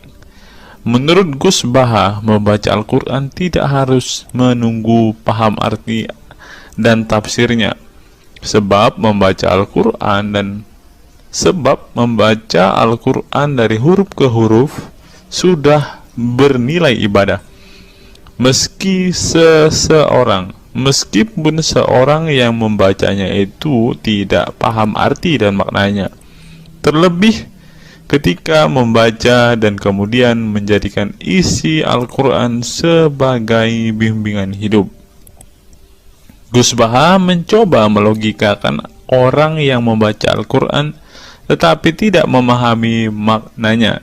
Ia menjelaskan ketika seseorang membaca Al-Quran dan tidak paham maknanya, maka seseorang itu hanya menyibukkan diri dengan kalamullah. Hal ini menurut Gus Baha sesuatu yang baik. Tetapi Ustadz yang tadi mengatakan kalau hanya bisa membaca tetapi tidak ngerti maknanya, mereka sama dengan keledai di Indonesia. Nah, sekarang umat muslim bingung nih harus ngikutin yang mana, mau jadi keledai atau hanya menjadi pembaca tetapi tidak tahu apa-apa nih. Lanjut teman-teman. Efek dari kesibukan dengan kalamullah itu pasti tidak melakukan maksiat. Tetapi kalau kita melihat ya, kalau ada satu contoh kasus yang terjadi di pesantren kemarin kan teman-teman, di artikel yang kita baca sebelumnya, bahwa kejadian atau hal yang bersangkut paut dengan maksiat ini terjadi di dalam pondok pesantren teman-teman. Bagaimana ini Gus Baha? Kalau Anda mengatakan bahwa ketika orang sibuk dengan membaca Al-Quran dengan kesibukan membaca kalamullah dan bisa terhindar dari melakukan hal-hal maksiat, tapi kok di pondok pesantren malah terjadi maksiat nih Gus Baha, bagaimana ini? Lanjut, saya beri contoh, meskipun membaca saja dan tidak paham artinya itu tetap baik. Ada orang yang semalaman itu duduk bersama keluarga, ngobrol ringan tentang masa lalu, cerita lucunya atau lucunya anaknya. Pada malam itu ditulis oleh malaikat bahwa keluarga ini tidak maksiat, tidak dugem, tidak narkoba, dan tidak ke tempat maksiat, jelasnya. Gus Baha mengatakan keberkahan dari seorang muslim atau muslimah menyibukkan diri bercengkrama bersama keluarga, asik guyon dengan teman dan tetangga adalah tidak melakukan maksiat dan tidak macam-macam, apalagi jika saat itu membaca Al-Quran. Hal ini sesuai dengan kajian ilmu usul fikih yang dipelajari Gus Baha dari Al-Makfurlah Kiai Haji Maimun Zubair. Ia menegaskan bahwa di antara kebaikan agama Islam adalah meninggalkan itu adalah pekerjaan yang tidak butuh modal. Gus Baha menjelaskan, apabila seseorang ingin mendapat pahala sholat, maka harus sholat. Kalau ingin mendapat pahala haji, maka harus haji. Namun ada kebaikan yang tidak perlu modal, yaitu meninggalkan kemungkaran. Caranya cukup meninggalkan hal-hal yang dilarang Allah. Cara meninggalkan kemungkaran bisa dengan bercengkrama dengan keluarga, baca Al-Quran, bercanda dengan teman, dan hal positif lainnya. Sehingga kalau ada orang yang tanya, kenapa baca Al-Quran meskipun tidak paham itu dapat pahala? Satu, karena itu kalamullah. Kedua, sebagai kebaikan itu adalah meninggalkan kemaksiatan. Meninggalkan itu bisa dilakukan dengan hal-hal mudah. Ini pentingnya ngaji. Saya ngaji usul fikih dengan Kai Haji Maemun, abahnya Gus Yasin katanya. Gus Baha mengaku sejak kecil ia sudah terbiasa membaca dan mempelajari Al-Quran, bahkan hingga saat ini. Kebiasaan Gus Baha mempelajari Al-Quran yang berlangsung puluhan tahun ini membuatnya memiliki kecintaan yang mendalam dengan kitab suci yang diturunkan kepada Nabi Muhammad itu. Ia juga membaca banyak literatur klasik maupun modern untuk memahami Al-Quran. Kemudian melakukan diskusi dengan banyak pakar Al-Quran dari berbagai daerah dan negara tentang berbagai tema. Tetapi syukur-syukur bacanya Al-Quran itu paham. Artinya paham sesuai dengan kapasitas masing-masing. Saya mulai kecil hingga sekarang masih ngaji Al-Quran, masih belajar, juga masih terus mencari ilmu. Ucap pengasuh pondok pesantren Tahfidzul Quran LP3IA Rembang, Jawa Tengah itu. Nah teman-teman, setelah mendengarkan apa yang dikatakan Ustadz Munzir Situmorang dan juga Gus Baha ini, taulah kita sekarang mengapa ketika ada debater-debater Islam yang berdebat dengan saudara-saudara apologet-apologet Kristen kita, mereka tidak paham sama sekali dengan Quran mereka, dengan hadis mereka, karena ya seperti ini teman-teman. Membaca Al-Quran, menghafal Al-Quran itu adalah sebuah ibadah bagi kepercayaan mereka teman-teman. Walaupun mereka tidak paham apa yang mereka baca, walaupun mereka tidak mengerti sama sekali apa yang mereka baca teman-teman, yang penting dibaca saja, itu adalah sebuah amal baik. Nah teman-teman, kita belajar bahwa ketika apologet Kristen berdebat dengan para apologet Islam atau dengan para polemikus Muslim, inilah yang terjadi teman-teman. Mereka tidak paham sama sekali ketika mereka ditanya isi hadis dan Qur'annya. Karena pada intinya atau pada kenyataannya, seperti pengakuan dua ustadz ini tadi, bahwa memang benar umat muslim itu hanya senang membaca, hanya suka membaca, hanya suka mengimani, tetapi tidak paham sama sekali dengan apa yang mereka baca dan imani teman-teman. Sebagai contoh teman-teman, kita kalau melihat perdebatan antara Gurunda Zuma dengan apologet-apologet Kristen ya, ketika Zuma ditanyakan ayat-ayat Al-Quran atau hadis-hadisnya, Zuma pasti tidak pernah menjelaskan ayat dan hadis itu teman-teman. Alasannya ya kita tahu ya, sekarang ternyata memang Zuma pun ternyata hanya hafal, hanya suka membaca, tetapi tidak paham dan tidak mengerti sama sekali dengan apa yang mereka baca dan hafalkan teman-teman. Ya, jadi kita bisa ambil kesimpulan bahwa orang-orang model seperti ini sama seperti keledai di Indonesia, seperti yang diungkapkan oleh Ustadz Munzir Situmorang tadi teman-teman.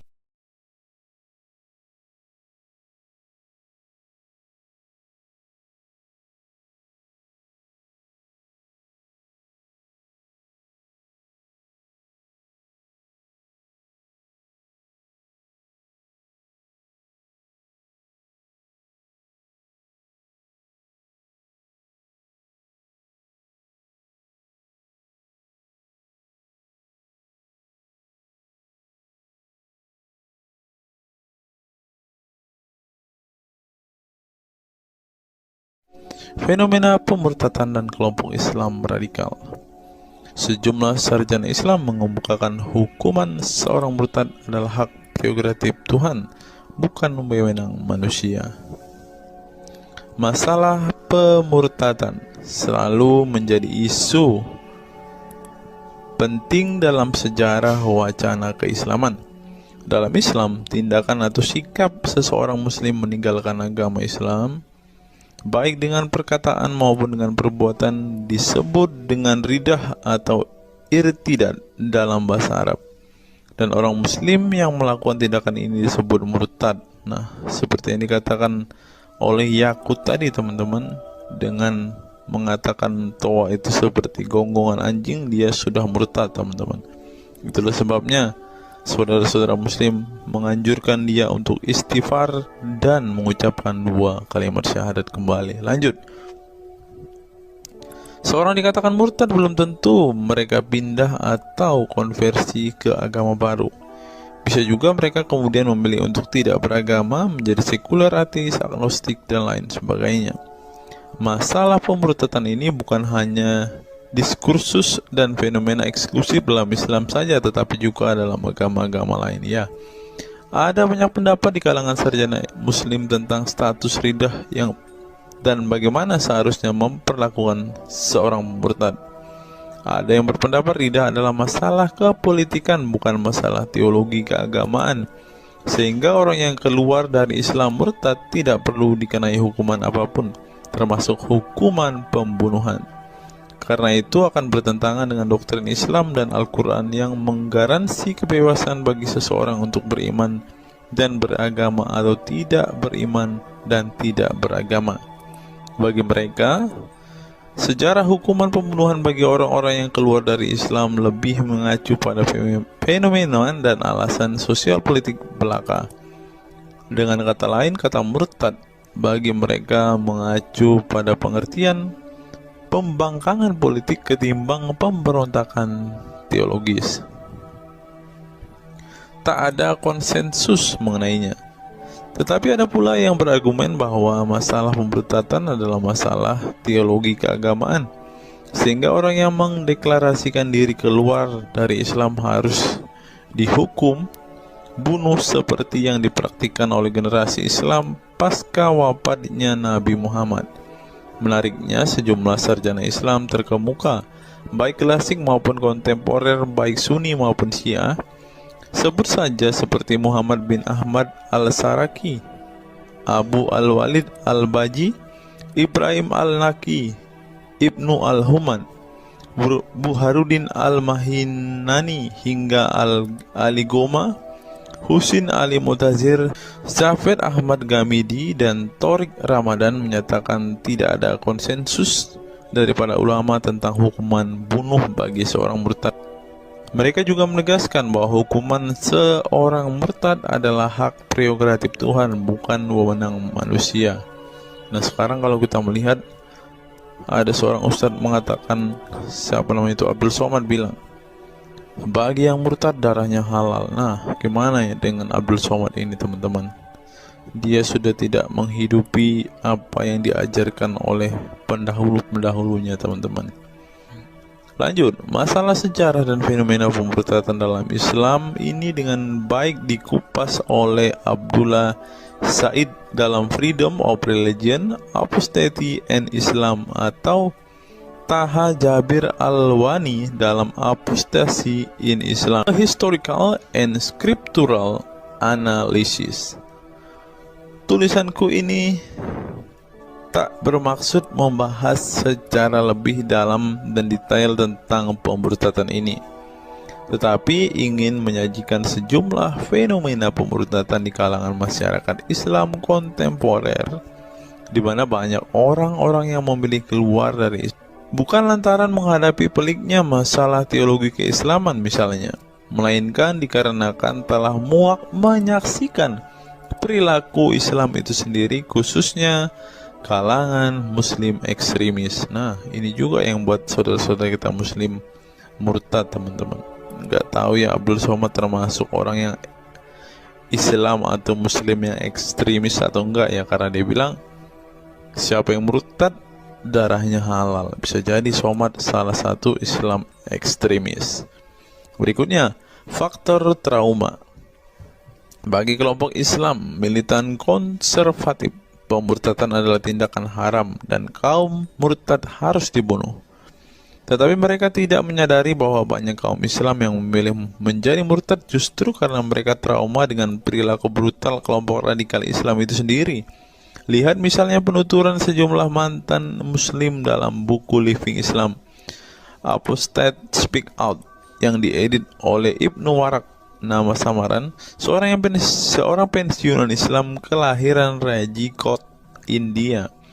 Dalam buku yang sangat provokatif ini, sejumlah ex-muslim bersuara keras memberi kesaksian tentang kebobrokan perilaku kelompok muslim radikal di negara-negara yang mayoritas berpenduduk muslim seperti Pakistan, Bangladesh, Aljazair, Iran, Afghanistan, dan lain sebagainya. Para penulis buku ini sebelumnya merupakan para sarjana aktivis muslim yang taat saleh sampai akhirnya mereka menyaksikan momen-momen mengerikan dalam hidup mereka hingga akhirnya mereka menyatakan goodbye pada Islam. Lihat teman-teman, mereka ini adalah saksi keekstriman Islam, teman-teman. Kini mereka memilih menjadi Kristen, agnostik, ateis, humanis, sekularis, free thinker, dan lain sebagainya. Setelah mendeklarasikan dari emoh pada Islam, mereka kemudian pada umumnya memilih tinggal di Barat, khususnya Amerika Serikat, Kanada, Eropa Barat, dan Australia. Karena kalau mereka tinggal di Arab, ya pasti dipenggal, teman-teman.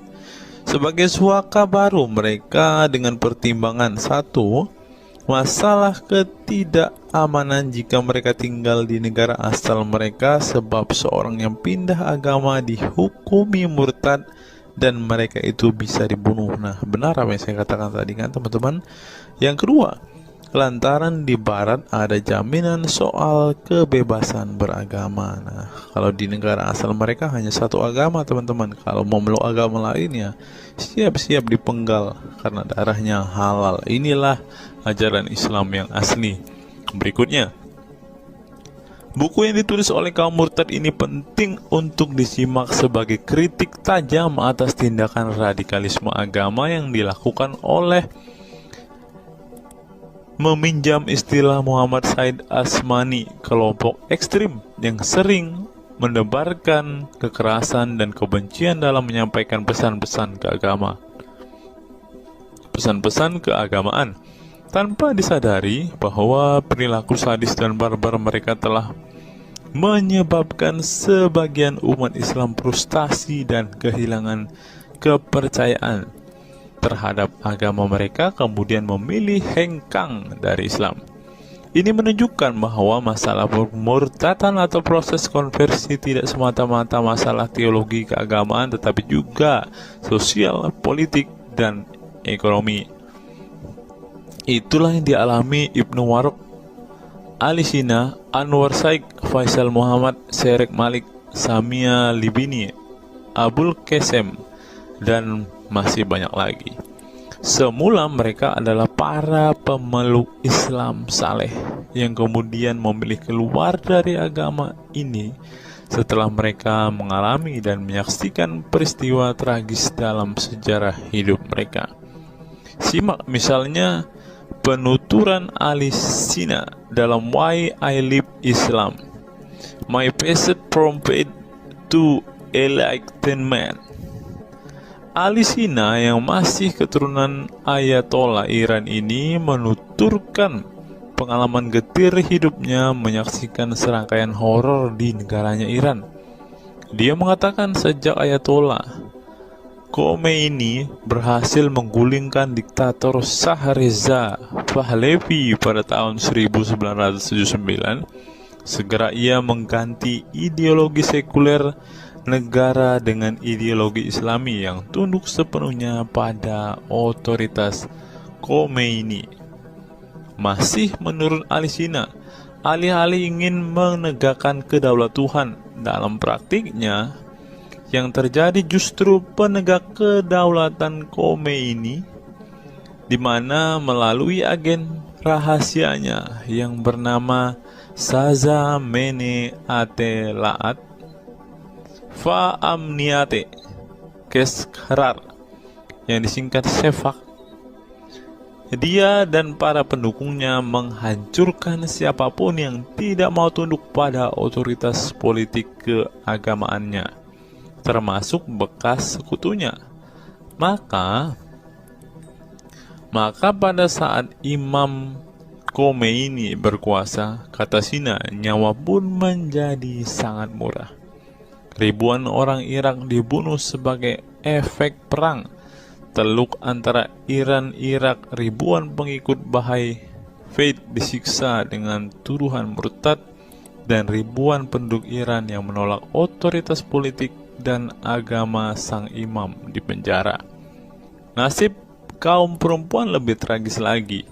Sebelum dibunuh, mereka diperkosa oleh tentara syariat dengan alasan sebagai imbalan pembangkangan kepada sang ayatollah sekaligus tiket menuju surga. Oh, ngeri teman-teman, tiket menuju surga.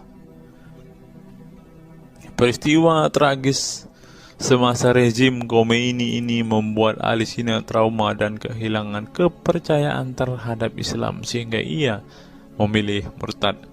Sekarang ia mendirikan Faith Freedom Foundation untuk mengadvokasi orang-orang yang ingin meninggalkan Islam.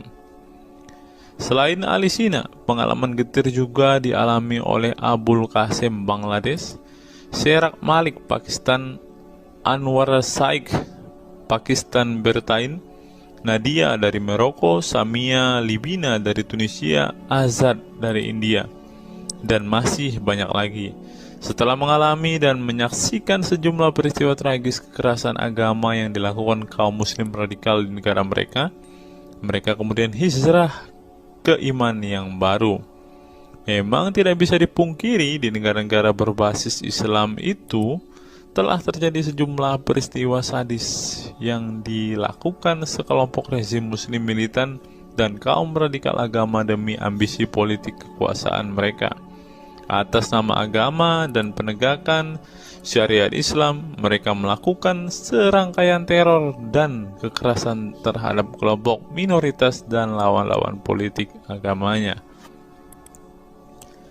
Penulis perempuan Mesir Bat Ye'or telah menunjukkan dengan baik sebagian dari sejarah gelap radikalisme kelompok militan konservatif terhadap kaum minoritas ini dalam buku The Decline of Eastern Christianity Under Islam From Jihad to Dhimmitud. Dalam buku ini, dia berpendapat bahwa konsep dhimmi, khususnya Kristen dan Yahudi yang secara literal mengacu pada definisi protected people, orang-orang yang dilindungi, dalam realitasnya justru menjadi kelompok yang diperas, dieksploitasi karena di samping dipaksa membayar pajak pada pemerintah, mereka tidak pernah menikmati hak-hak sipil sebagai warga negara. Di negara-negara berbasis syariat Islam, mereka memang menjadi warga negara kelas 2, kalau bukan malah tidak berkelas lagi. Wah. Tidak hanya non-muslim saja, kaum muslim yang kebetulan berseberangan dengan ideologi dan aliran keagamaan rezim penguasa, baik rezim Sunni maupun Syiah, juga mendapat perlakuan kejam dan diskriminatif. Sebagian dari kaum muslim yang dizolimi oleh rezim Islam ekstrem ini masih bertahan memeluk Islam. Tetapi sebagian lain lebih memilih kabur ke negeri lain dan emoh memeluk Islam lagi. Ilustrasi di atas merupakan peringatan keras sekaligus memberi pelajaran berharga bagi umat Islam. Dengarin saudara-saudara Islam, khususnya kelompok muslim militan konservatif yang selama ini getol berdakwah dengan cara-cara kekerasan dan intoleran. Perilaku brutal dan aksi-aksi kekerasan yang mereka lakukan tidak hanya menyebabkan simpati publik terhadap kaum muslim merosot atau melorotnya tingkat kepercayaan publik terhadap Islam sebagai agama damai, toleran, pluralis, dan rahmatan lil alamin, Tetapi lebih dari itu, tindakan konyol kaum radikal agama ini telah menyebabkan pemurtadan sebagian umat Islam itu sendiri. Kedepan kaum muslim harus menebarkan Islam dengan cara-cara damai, santun, dan toleran, bukan dengan tindakan keras, kasar, dan intoleran yang justru merugikan Islam dan kaum muslim itu sendiri. Jika memang Islam itu agama rahmat bagi alam semesta, maka buktikan itu dengan tindakan nyata. Wallahu alam bishawab. Nah, itulah fakta-fakta yang bisa saya sampaikan pada kesempatan hari ini, teman-teman. Kiranya fakta-fakta ini dapat membuat kita semua sebagai umat Kristen semakin bersemangat berdoa, terlebih memberitakan Injil kepada saudara-saudara muslim kita yang benar-benar rindu, yang benar-benar ingin dan haus mendengarkan kabar baik, teman-teman. Karena Alkitab memang mengatakan ada orang-orang yang hatinya sudah tertutup untuk Injil dan mereka tidak akan pernah mendengarkan kabar baik itu.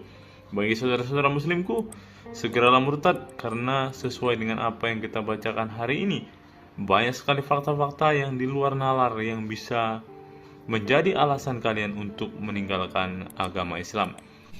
Apa pendapat teman-teman setelah menyimak video ini? Silahkan tuliskan komentar waras teman-teman di kolom komentar video ini, agar banyak orang semakin waras dan semakin sadar bahwa hanya Yesuslah satu-satunya Tuhan dan Juru Selamat. Hanya Yesuslah satu-satunya yang menyediakan surga bagi setiap orang yang percaya kepadanya. Salam waras, salam sadar. Sampai bertemu di video-video kita berikutnya. God be with you all.